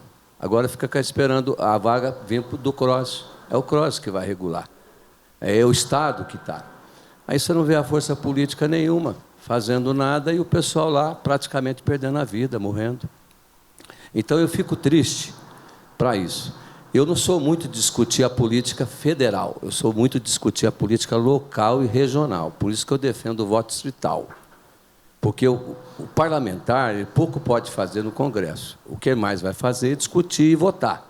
Mas ele pode muito bem cuidar da borda dele, trazer os recursos, discutir, abrir os embates, trazer os ministros para a região e debater os grandes problemas que a região tem. Obrigado, Gilson de Souza. Cíntia Gil, salvo engano, na sua gestão como prefeito, o CROSS também fazia regulação, tá? Então, só para organizar... Não era a gestão, não era a sua prefeitura. Bom, mas o que eu quero falar é o seguinte, nós precisamos trabalhar a autoestima da cidade. A autoestima da cidade significa o seguinte, nós temos nota B+, na avaliação que levou a nossa cidade a melhor cidade para se viver do país. Problemas de saúde, todos os lugares têm. Eu tenho certeza que a Unimed tem os seus desafios, os outros hospitais têm os nossos desafios. Nosso maior desafio sempre foi leito. E esse problema está resolvido. Se tivesse tido força política lá atrás, nós não teríamos esperado 50 anos para resolver o problema dos leitos. E a decisão que nós vamos tomar agora vai refletir no nosso futuro. Então, a depender das decisões que nós tomarmos agora, a gente vai ficar mais 50 anos sem avançar na nossa cidade. Então, a gente precisa entender esse processo e agradecer a saúde pública que nós temos em Franca. Temos problemas, mas somos uma referência em saúde no nosso país. Tanto é que recebemos gente de todos os lugares do país para fazer cirurgia em Franca. Obrigado, Cíntia. Guilherme Biali. Bom, tem alguns dos meus colegas aqui que parecem mais candidato a prefeito do que deputado. Como eu sou candidato a deputado, vou trazer um projeto específico que eu vou apresentar na primeira semana de mandato. Eu vou apresentar um projeto em que defina claramente qual é o prazo que o gestor público tem para cada tipo de serviço. Então, consulta tem um prazo, cirurgia tem um prazo. Obviamente, vai ter um período de adaptação, mas tendo esse prazo, a gente resolve dois problemas. Primeiro, porque fica claro quanto que aquela pessoa é o máximo que ela pode esperar. E aí o gestor público que não cumprir isso vai ser punido.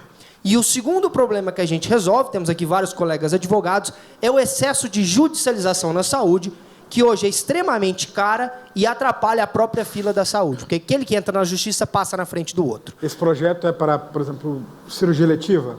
O projeto vai definir para cada um dos processos. Então, por exemplo, é a mesma coisa que acontece na iniciativa privada. Então, você tem um prazo para consulta privada, consulta clínica, você tem um prazo para especialista, um prazo para especialista, um prazo para cirurgia. E isso vai permitir que o gestor público tenha uma meta que seja cobrada, esses índices vão ser públicos, seja punido se não cumprir, e vai evitar a questão da judicialização, porque tendo um prazo fica mais claro quando que é a vez de cada um. Obrigado, Guilherme Biali. A gente vai agora para a última pergunta e depois é a pergunta de fechamento. Para o trio. Só para eu entender, essa é a última. Depois tem o fechamento. Depois tem o fechamento. Não precisa se despedir ainda, João, nós ainda temos um tempo. Só para entender. É muito bom. Vamos lá. O debate sobre a anistia... Opa. Eu acho que a Britney Spears tem um rosto menor que o meu. Ou a Shakira. O debate sobre a anistia voltou com força ao Congresso Nacional nesse momento, e eu quero saber dos senhores como vocês se posicionam em relação à anistia, e quero saber se o entendimento de cada um, o que aconteceu em 8 de janeiro, foi uma tentativa de golpe de Estado, foi uma baderna, ou não foi nada. Vamos começar com o Sidney Liz? Ok. Só pegando um adendo nesse assunto da saúde, que é um assunto muito importante. Eu gostaria muito... Não, mas rapidinho. Mas olha, depois as pessoas... Não, assim, é só um comentário. Não, eu gostaria muito... Na hora que você for falar o seu tchau, você fala sobre isso. Eu sei, mas eu quero só comentar o seguinte, que ninguém comentou o básico, ninguém falou nada sobre a tabela SUS, que não foi reajustrada Mas é um direito deles falar o que quiserem. Mas vamos lá. Sobre anistia... Eu sou a favor da anistia porque eu acho que todos esses condenados aí são perseguidos políticos, tá? eles deveriam ser condenados por arruaça, predação do patrimônio público e tudo mais. Igual os estudantes fizeram lá na USP agora esses dias. Então, eles são perseguidos políticos. Você acha que o que aconteceu no dia 8, a invasão dos poderes, é a mesma coisa do que uma baderna na USP? Sim, eles depredaram a USP, eles têm que pagar. Igual quem depredou o Congresso, depredou também o Senado, depredou. Isso aí é depredar patrimônio público, é crime. Agora, o que eles estão fazendo com esse pessoal do 8 de janeiro, a Débora do Batom pegar 14 anos, o cara que passou um Pix de R$500 para pagar o ônibus lá, pagar 16 anos de prisão, vocês acham que isso é razoável? Eu pergunto para vocês. Na sua opinião, não foi uma tentativa de golpe de Estado? Claro, isso é uma perseguição política. E eu acho que isso aí está passando dos limites. Então, nesse sentido, eu defendo a anistia. Porque o que o Alexandre de Moraes fez com esse pessoal foi uma perseguição política. O Ramagem está querendo asilo lá nos Estados Unidos. E eu acho que o que eles fizeram com esse pessoal é uma covardia. Eu acho que eles deveriam, sim, ser punidos pelos crimes que eles cometeram, não pelos crimes que eles inventaram. Eu só não entendi uma dúvida em relação ao que você falou, entendi o seu posicionamento. Na sua opinião, aquilo foi uma tentativa de golpe de Estado ou não? Não houve tentativa de golpe de Estado, não houve um tiro, não houve uma pessoa morta, e aquilo lá é uma falácia, aquilo lá foi uma narrativa da esquerda. Entendi. João, qual a sua opinião? Para nós falarmos de anistia, primeiro nós temos que ter consciência que a anistia ela foi proposta há algum tempo atrás no Congresso. Como não conseguiram viabilizar, tentaram uma negociação. Partiram para a chamada dosimetria e entregaram o projeto de dosimetria na mão do Paulinho, da Força, do Solidariedade, que negociou, acertou, fez... Saiu a dosimetria. Daí para frente, o que acontece? Foi aprovado pelo Congresso, Câmara e Senado, vai para o presidente, certo? Referendar e assinar, ele não topa, volta para o Alcolumbre, ele pam. E agora já estão dizendo não. O nosso amigo monocrático lá do Supremo, Alexandre de Moraes, já disse que a lei aprovada da dosimetria, ela está sub júdice. Ela não pode ser aplicada. Por isso é que voltou com força a lei da anistia. E vou dizer, aqueles que são contra, a grande maioria que está no governo, que são contra a anistia, a grande maioria são todos anistiados. E mais do que anistiados, são pagos com dinheiro nosso e curtem a anistia dos assassinatos, dos roubos, de um punhado de merda que fizeram lá atrás. E agora, por que não dar anistia a alguém que eu vou dizer para você? Eu não vejo golpe de Estado. Eu não vi um tanque na rua. Eu não vi um facão. Eu não vi um revólver. Eu vi sim, se você disser que houve uma baderna, houve.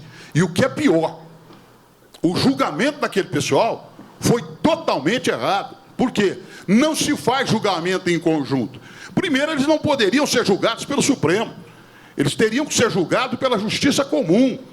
O Supremo é para julgar quem tem foro privilegiado. Então, foram para a justiça comum. E o que é pior, o relator, ele não relata só. Ele relata, junta tudo num bolo só, condena todo mundo. Me dê alguém, daquele que tenha sido ouvido. Nós não tivemos. Eu sou favorável à anistia, até porque no projeto de anistia ele fica restrito ao problema do 8 de janeiro. Quando nós falamos em dosimetria, nós vamos poder ampliar essa porcaria aí e atingir, inclusive, criminosos outros. Então, eu sou favorável, sim, à anistia, defendo, e se ela não sair agora, eu sou um dos que vai bater e vai lutar para que esse projeto aconteça a partir do ano que vem. Obrigado, João Rocha. Guilherme Cortez, para encerrar.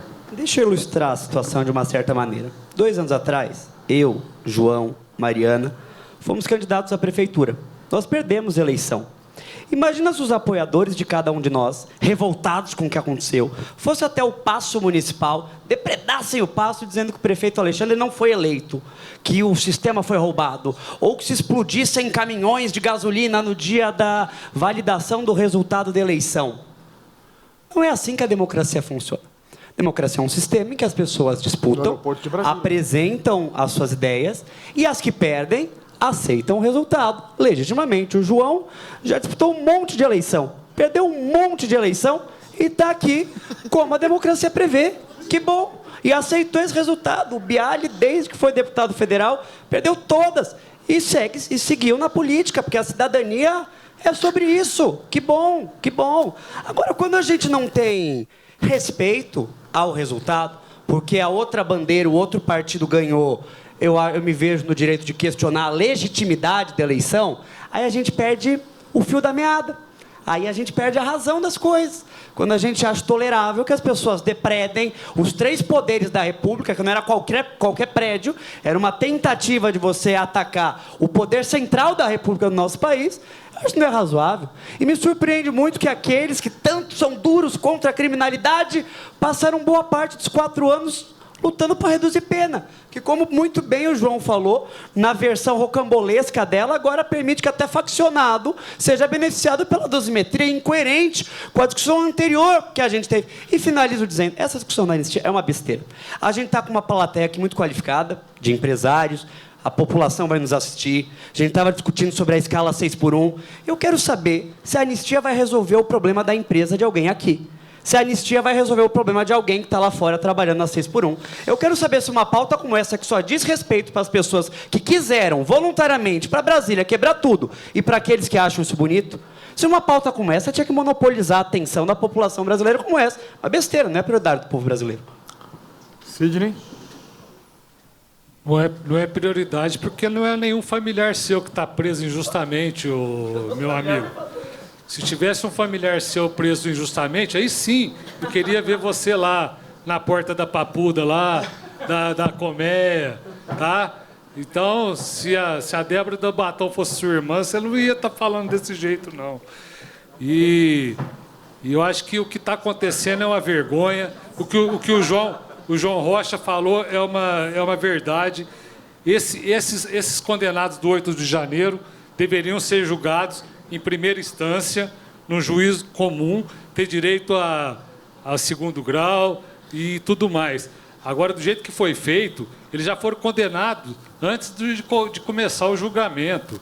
Aquilo lá é uma perseguição sem tamanho. E quanto mais o tempo passa, mais fica claro isso aí. Isso aí está ficando... tudo que se apareceu do ministro Alexandre de Moraes deixa claro que a podridão que existe em Brasília, a podridão que tem nesse Supremo. Então, nós temos que passar uma régua nisso. Eu sou a favor que a gente eleja deputados aí, e senadores para a gente tentar tirar impeachment desses ministros do Supremo. João, por favor. Primeiro, eu quero dizer ao Guilherme o seguinte: perdemos eleições, sim. Mas nós não perdemos o nosso norte, não perdemos a nossa referência, certo? E não falamos bobagem quando nós não devemos. E vou dizer mais claramente: a anistia é necessária para pacificar o país. Não adianta dizer aqui o que ela vai implicar na economia, o que ela vai implicar lá no setor, etc. e tal. Ela está implicando, sim, porque hoje nós não temos segurança jurídica. Nós temos decisão que um ministro só, um único ministro, com a canetada, ele resolve que o Congresso não presta mais. Ele resolve que o que o Congresso aprovou não tem mais validade. Que conversa é essa? Nós temos que aceitar, sim, aquilo que o Estado de Direito Democrático estabelece. O Congresso foi feito para legislar.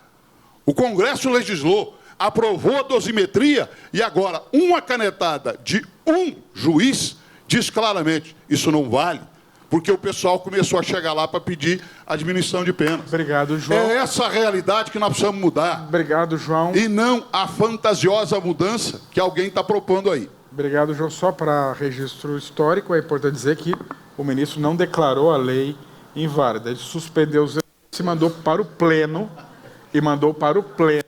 para julgamento do órgão colegiado. Só se a gente propuser que não exista Supremo. Pode propor. Mas a gente tem o ministro Alexandre de Moraes, que pode ter N situações condenáveis, e eu posso te listar umas 100, mas neste caso ele suspende os efeitos da lei aprovada e remete para o pleno, que deveria ser o caminho natural, e o pleno vai colocar. Sim, ele suspende. Mas ele não. Ele suspendeu e mandou para o pleno, tá? Está o professor de Direito aqui para me corrigir se a gente falar bobagem, tem o pessoal da OAB também. Vamos, a não ser que ele seja também... Sei, de repente...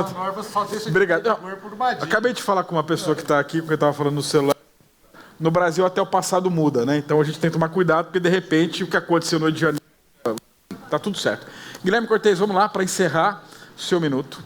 O Estado Democrático de Direito, João, ele pressupõe que o resultado da eleição ele seja validado, ele é legítimo, ele seja respeitado.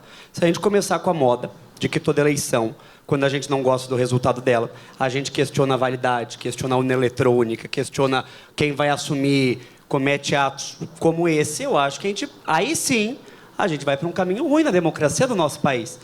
O Supremo Tribunal Federal, gostando ou não, concordando ou não, o Sidney foi meu colega, querido colega de turma da Faculdade de Direito, sabe, que é o guardião da Constituição Federal.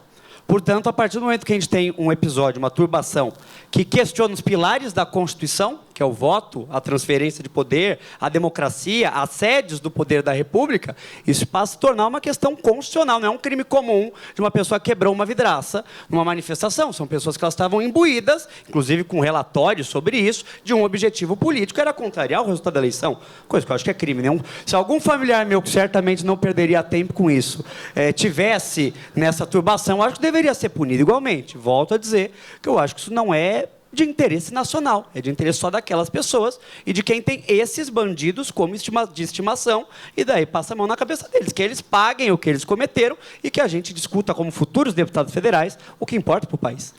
Guilherme Cortez, obrigado. Agora a gente vai fazer sentido inverso, e a pergunta mesma que eu fiz para os estaduais: qual, na sua opinião, o maior problema da região? Eu quero vou pedir a todos que a gente fique atento. Eu sei que cada um quer falar de uma coisa e é legítimo, mas o nosso objetivo aqui é que as pessoas, lideranças que estão aqui, saiam daqui com uma razoável clareza daquilo que vocês pretendem fazer como deputados federais. Nós não estamos escolhendo vereadores, nem prefeitos, e nesse momento nem estamos ouvindo os candidatos a deputado estadual, nem senadores da República. Nós estamos ouvindo aqueles que querem ser deputado federal. Por isso, eu peço a pertinência de tema, tá? Porque senão fica uma coisa confusa. Então, essa também é a consideração final? Já é a consideração, já mata tudo. Ó, queremos saber qual que é o grande problema da região, o maior problema da região, na sua opinião, como é que você pretende enfrentar, e você pode encerrar também a sua participação. Muito obrigado. Júnior, quero agradecer muito a oportunidade de estar aqui, acho que foi um debate muito qualificado. Eu acho que a nossa região está fora do mapa do estado de São Paulo e do Brasil. Hoje eu vejo isso na Assembleia Legislativa. Franca está fora da relevância econômica, infelizmente, dos recursos, da agenda de secretários, de ministros, sobretudo. A gente ainda amarga a desindustrialização que a gente sofre. Isso não é um problema só de Franca, é do estado de São Paulo inteiro. Eu estava na semana passada no Vale do Paraíba, a mesma coisa no ABC, a mesma coisa na região de Jaú, e a nossa região sumiu do mapa. Parte por conta da falta de representação política, não apenas, também falta de projeto estratégico de quem administrou a cidade. Eu acho que a nossa cidade precisa voltar para o mapa, precisa voltar a ter um projeto estratégico para voltar a crescer, a atrair emprego, para gerar oportunidade aqui, para que as pessoas queiram morar aqui, diante do declínio que a gente teve da nossa indústria, que pode ser recuperada, que pode ser a gente investir na tecnologia, mas eu acho que para isso a gente precisa ter representação. Volto a dizer, a nossa região perde muito sem uma representação em Brasília, só do CRU, só de emenda parlamentar, que é pouco perto do que um deputado pode fazer, são 30 milhões de reais. Fora a proximidade com os ministérios, fora a proximidade com outros órgãos que podem apoiar a nossa região. Então, eu acho que esse movimento de vocês é muito importante. Eu acho que a gente tem que ser muito estratégico, muito consciente, se a gente de fato quiser voltar a ter um deputado federal, não só brincar disso, porque querer todo mundo quer, mas para isso a gente tem que levar as coisas a sério. É pretensioso pensar que quem não se elege deputado estadual vai ter condição de ser eleito deputado federal por uma questão matemática, é mais voto. É pretensioso pensar que qualquer candidato que só tenha voto na nossa região vai conseguir se eleger deputado federal por uma questão matemática, por conta de voto. Então, eu acho que se nós queremos, de fato, voltar a ter uma representação política, a gente tem que levar isso a sério. Eu acho que nossa cidade perde muito, nossa cidade ficou parada no tempo, a nossa juventude, sobretudo, sofre com a falta de oportunidade, quer mudar para Ribeirão Preto, quer mudar para São Paulo, quer mudar para outros lugares, porque não vê oportunidade de crescer aqui, porque a nossa sociedade, a nossa cidade perdeu um projeto, perdeu representação. Então, eu acho que o principal objetivo que me move para essa campanha, a gente ainda não determinou candidato aqui, nós seremos, mas eu acho que Franca precisa voltar a estar no mapa da relevância do Estado de São Paulo e do Brasil. Termino dizendo que Franca pode ajudar a resolver vários problemas do Brasil e o Brasil pode ajudar a resolver vários problemas da nossa cidade e a gente precisa fazer esses dois entes se reencontrarem. Obrigado pela oportunidade mais uma vez. Obrigado, Guilherme Cortez. João Rocha, por favor. Antes que comece o meu tempo, eu preciso resolver um problema que está aqui na minha cabeça. Ele não resolveu ainda ser candidato a isso ou aquilo? Não, está no começo. Nós não sabemos se ele é candidato a estadual ou se é federal. Todos, até as convenções partidárias, João, são pré-candidatos. Esta é a condição em que todos foram convidados aqui. E eu não vou expor além do Guilherme Cortez, mas outros 3, pelo menos, me disseram também que não têm certeza sobre a vaga que vão disputar. Nós fomos pelas anunciadas. Né?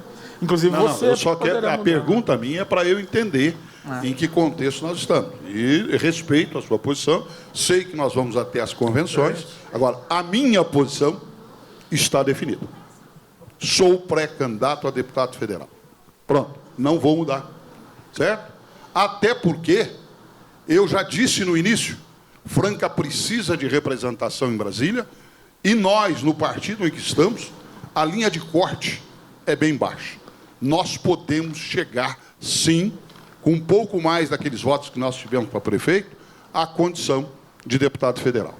Tá? E o nosso projeto, acima de tudo, é Franca, é região, e o problema nosso, sim, é não ter um pé em Brasília. E quando o Guilherme fala que as emendas são poucas, ele também está um pouco desconhecendo da realidade. Cada deputado federal tem 37 milhões de emendas impositivas. E existem 37 bilhões que foram distribuídos em emendas, onde são contempladas as bancadas, certo? E os partidos. Por isso nós optamos pelo maior partido, pela maior bancada do Congresso Nacional, para que nós tenhamos condição de chegar, representar bem Franca, colocar o pé em Brasília, meter a mão no dinheiro lá e dizer, olha, Franca e a região existe. Nós vamos fazer a diferença, sim, porque Franca e a região precisam. Por isso eu sou pré-candidato a deputado federal. Não abro mão, já está acertado e tinha certeza que se eu sair candidato a deputado estadual, eu poderia atrapalhar a cidade, rachando os votos e evitando a eleição, talvez, até de deputados estaduais. Sou candidato a deputado federal por Franca, pela região e por tudo aquilo que já fiz e vou continuar fazendo, Guilherme, mesmo que a situação das nossas eleições tenham sido adversas. Eu nunca deixei de discutir Franca, nunca deixei de discutir projetos e nunca deixei de discutir aquilo que é factível, e é disso que eu estou atrás. Obrigado, atrás de fazer João. Franca presente no projeto Brasil. Obrigado, João, pela sua Se me permite só um reparo, porque eu não disse que as emendas elas são poucas. Guilherme Cortez, seu É só, tempo se já, for um direito de já resposta, acabou. como você quiser. Vamos lá. Eu não disse isso. Sidney. Ao contrário da bancada do João, a nossa bancada no Congresso Nacional é uma das menores, porém é uma das melhores. E eu quero fazer parte dessa equipe para ajudar a Franca. Hoje, com apenas uma deputada federal, o Novo já ajuda a Franca muito. Apenas nesse ano já veio uma emenda da deputada Adriana Ventura de R$700 mil para a Santa Casa. E nós estamos, assim, preocupados com... Você perguntou qual que é o principal problema de Franca. Eu acho que Franca tem que voltar a ser o que ela já foi um dia. E nós temos que ajudar as fábricas de sapatos, que é uma indústria que emprega, que nós já temos a população que já é especializada. E, para isso, o que nós podemos de imediato fazer, assim que assumirmos o mandato, é trabalhar para ajudar a desoneração da folha, que agora ela está sendo progressiva. Então, em 2028, ela acaba. Então, nós vamos trabalhar para que isso seja mantido, para dar um fôlego maior para essas indústrias de sapato, porque isso aí vai ajudar muito. Hoje é 1,5% do faturamento, e aí 10% até 20% em 2028. Isso, não sei, vai prejudicar muitas indústrias e vai causar mais desemprego. Então, objetivamente, se eleito, eu vou ajudar nessa questão da desoneração da folha das indústrias calçadistas e mais 17 outros setores. E, fora isso, eu quero mais agradecer e torcer para o nosso presidente, pré-candidato a presidente, Romeu Zema, que é uma pessoa que está se destacando muito, e eu estou apoiando ele, estou apoiando o Tarcísio de Freitas para governador, estou apoiando o Ricardo Salles para senador e Guilherme Derrite para senador também. Muito obrigado. Obrigado, Sidney Elias. Guilherme Biali. Bom, acho que no que é mais importante, a gente vai acabar sendo unânime. É a necessidade urgente de uma representação, principalmente na esfera federal. Quando o Dr. Biali era deputado, os repasses federais para Franca foram 137% maiores do que quando ele não era deputado. E isso ocorre porque, muito bem colocado pelos meus colegas, não é só as emendas. Você tem outros repasses que acontecem, você tem emendas de bancada, você tem investimentos, institutos e várias coisas que um deputado federal, por estar próximo dos ministérios, pode conseguir. Agora, é muito importante que a gente pense sobre essa eleição, porque nós vamos eleger um deputado nessa eleição. Só que esse deputado precisa ter 3 coisas. Primeiro, ele tem que ser verdadeiramente de Franca. Porque uma pessoa que vai ter 15 mil votos em Franca e 200 mil no Estado, não tem como priorizar a Franca. Precisamos de alguém que tem Franca como prioridade e dá sim para eleger alguém. São 500 mil eleitores em Franca e região. Não é possível que não consiga eleger um deputado. Segundo, tem que ser alguém que é verdadeiramente candidato a deputado e que se preparou para isso. E não que está fazendo o nome para ser prefeito ou para ser prefeita. Tem que ser alguém que realmente quer ser deputado federal. E terceiro, tem que ser alguém que está num partido e que tem ideologia de responsabilidade fiscal. Não dá mais para a gente achar que os gastos podem continuar subindo e que tudo vai se resolver com aumento de imposto. O meu partido, o PSDB, foi quem trouxe a responsabilidade fiscal para o Brasil. E isso é uma das minhas principais bandeiras. Chega de gasto público e chega de imposto. Muito obrigado pela oportunidade de hoje. Estou muito feliz e muito satisfeito. Obrigado, Guilherme Biali. Cíntia Mini. Bom, eu começo agradecendo a presença de todos aqui, né, nesse dia de hoje, ouvindo todas essas propostas, a iniciativa, Fernando, obrigada por isso, obrigada. A cidade vai agradecer você, o Júnior e as entidades que estão envolvidas aqui. Eu estive com o Baleia Rossi essa semana e ele me disse que, pela nossa bancada, um deputado federal vai conseguir trabalhar cerca de 100 milhões ano. Consegue trabalhar 100 milhões anos. Se a gente faz uma conta simples, há 20 anos, basicamente, sem um representante, nós estamos falando de 2 bilhões que Franca deixou de receber. Fazendo uma conta a grosso modo. 2 bilhões. Todos os problemas que nós apontamos aqui, muitos deles teríamos resolvido. E a decisão que a gente tomar aqui é o que vai refletir na nossa vida, no dia a dia. Nós precisamos ser multiplicadores dessa consciência que Franca precisa deixar o voto aqui. Isso é muito importante, todos nós aqui somos multiplicadores. Eu conversando com um diretor do basquete, ele me disse que o basquete estava pleiteando o título de cidade do basquete em Brasília.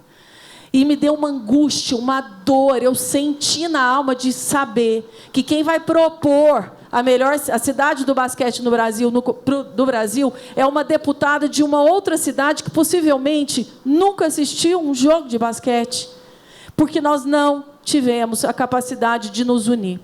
Então, eu quero deixar aqui o meu nome como pré-candidata. Eu não vou ser prefeita, porque a lei não me permite, viu? Então, o meu objetivo é ficar lá 4 anos. O meu objetivo é fazer com paixão, com amor, porque eu sinto há 23 anos a dor de não ter dinheiro e ter vontade e condição de executar. E é essa paixão que eu faço tudo na minha vida, que eu vou fazer estando lá. Então, terminando aqui, agradecendo. Esse é o meu momento de consciência. E eu poderia ter sido candidata antes, mas eu tinha meus filhos pequenos e a minha família, naquele momento, foi prioridade. Os meus filhos agora estão grandes e agora eu tenho condição de fazer muito mais do que eu já fiz. Obrigado, muito obrigada a todos vocês. Gilson de Souza, por favor. Eu fico feliz da oportunidade. Eu vejo uma oportunidade, sim, da cidade ter um deputado federal. Faz 20 anos que não tem. E eu tenho percorrido aí, andado os municípios, a região aí, conversado com os prefeitos, e eu vejo a necessidade dessa representatividade no Congresso. É uma judiação. Você pegar o prefeito da nossa região, vai em Brasília, não tem com quem falar. Ele não tem um deputado para acompanhar ele no ministério. Ele não sabe, porque a maioria chegou agora, tem 2 anos, 1 ano e pouquinho. Então, a gente fica pensando, se você tem essa experiência, se você tem todo esse conhecimento, por que não continuar prestando serviço para a cidade como a gente sempre prestou? Eu falo a oportunidade que a cidade perde muito, né? Franca poderia ter um ganho muito grande. Quando eu estava de prefeito, e estou aqui com o meu secretário, o Anderson, a nossa região, a exportação de café era 5 milhões em exportações de café especiais. Nós deixamos com 135 milhões em exportações de café especiais. Porque nós precisamos fortalecer, o deputado precisa fortalecer o agronegócio, a nossa região é muito forte nesse caminho. A nossa indústria é muito forte, o setor coreiro e calçadista, e não tem apoio. Nós estamos desamparados de verdade. A gente não vê ninguém, não tem uma voz falando pela cidade. Nós debatemos aqui assuntos que, às vezes, nós vamos estar lá e a gente nem vai conseguir participar. Nós temos que discutir a nossa região aqui, os nossos problemas, as nossas indústrias precisam de apoio, de incentivo. E eu, como deputado federal, nós vamos trazer todo o desenvolvimento para a nossa região, como a gente sempre fez. Isso é fácil, eu sei fazer. Obrigado, Gilson de Souza. Mariana Negri, para encerrar. A gente precisa avaliar o seguinte. Primeiro que tem se falado... Eu fui a última a falar, então concordo com todos. Sem dúvida, o maior problema nosso é essa falta de representação em Brasília. Mas eu queria falar a questão das emendas, que a gente tem falado muito. Franca precisa muito ter um deputado lá, Franca precisa muito ter voz, mas não necessariamente pelas emendas, gente. Na verdade, as emendas são 30 milhões. Não é... 30 milhões. A gente recebeu do governo federal esse ano para as obras da enchente, que vocês estão vendo ali perto do posto Galo Branco, quase 40 milhões. Então, a gente precisa, na verdade, de ter interlocução com o governo federal. A gente precisa sentar com os ministros. E eu acho muito importante que Franca tenha uma voz e uma representação, mas qual voz e qual representação?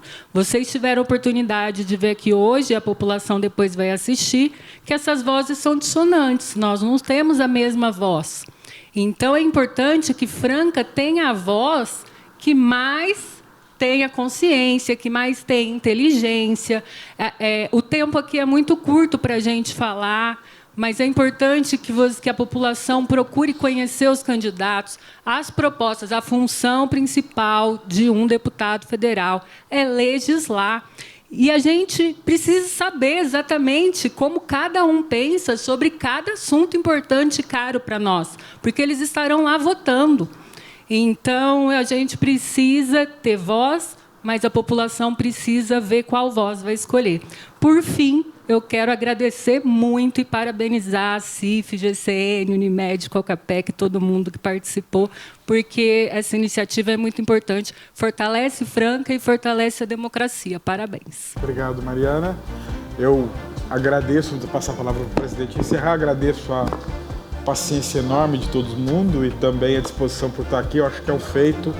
Numa segunda-feira, a gente reunir os pré-candidatos, reunir pessoas dispostas a ouvi-los.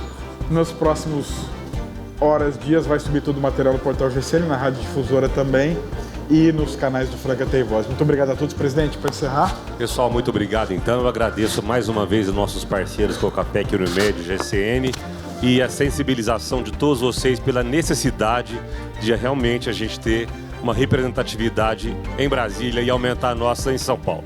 Convido agora vocês todos para uma foto institucional comigo aqui, tá bom?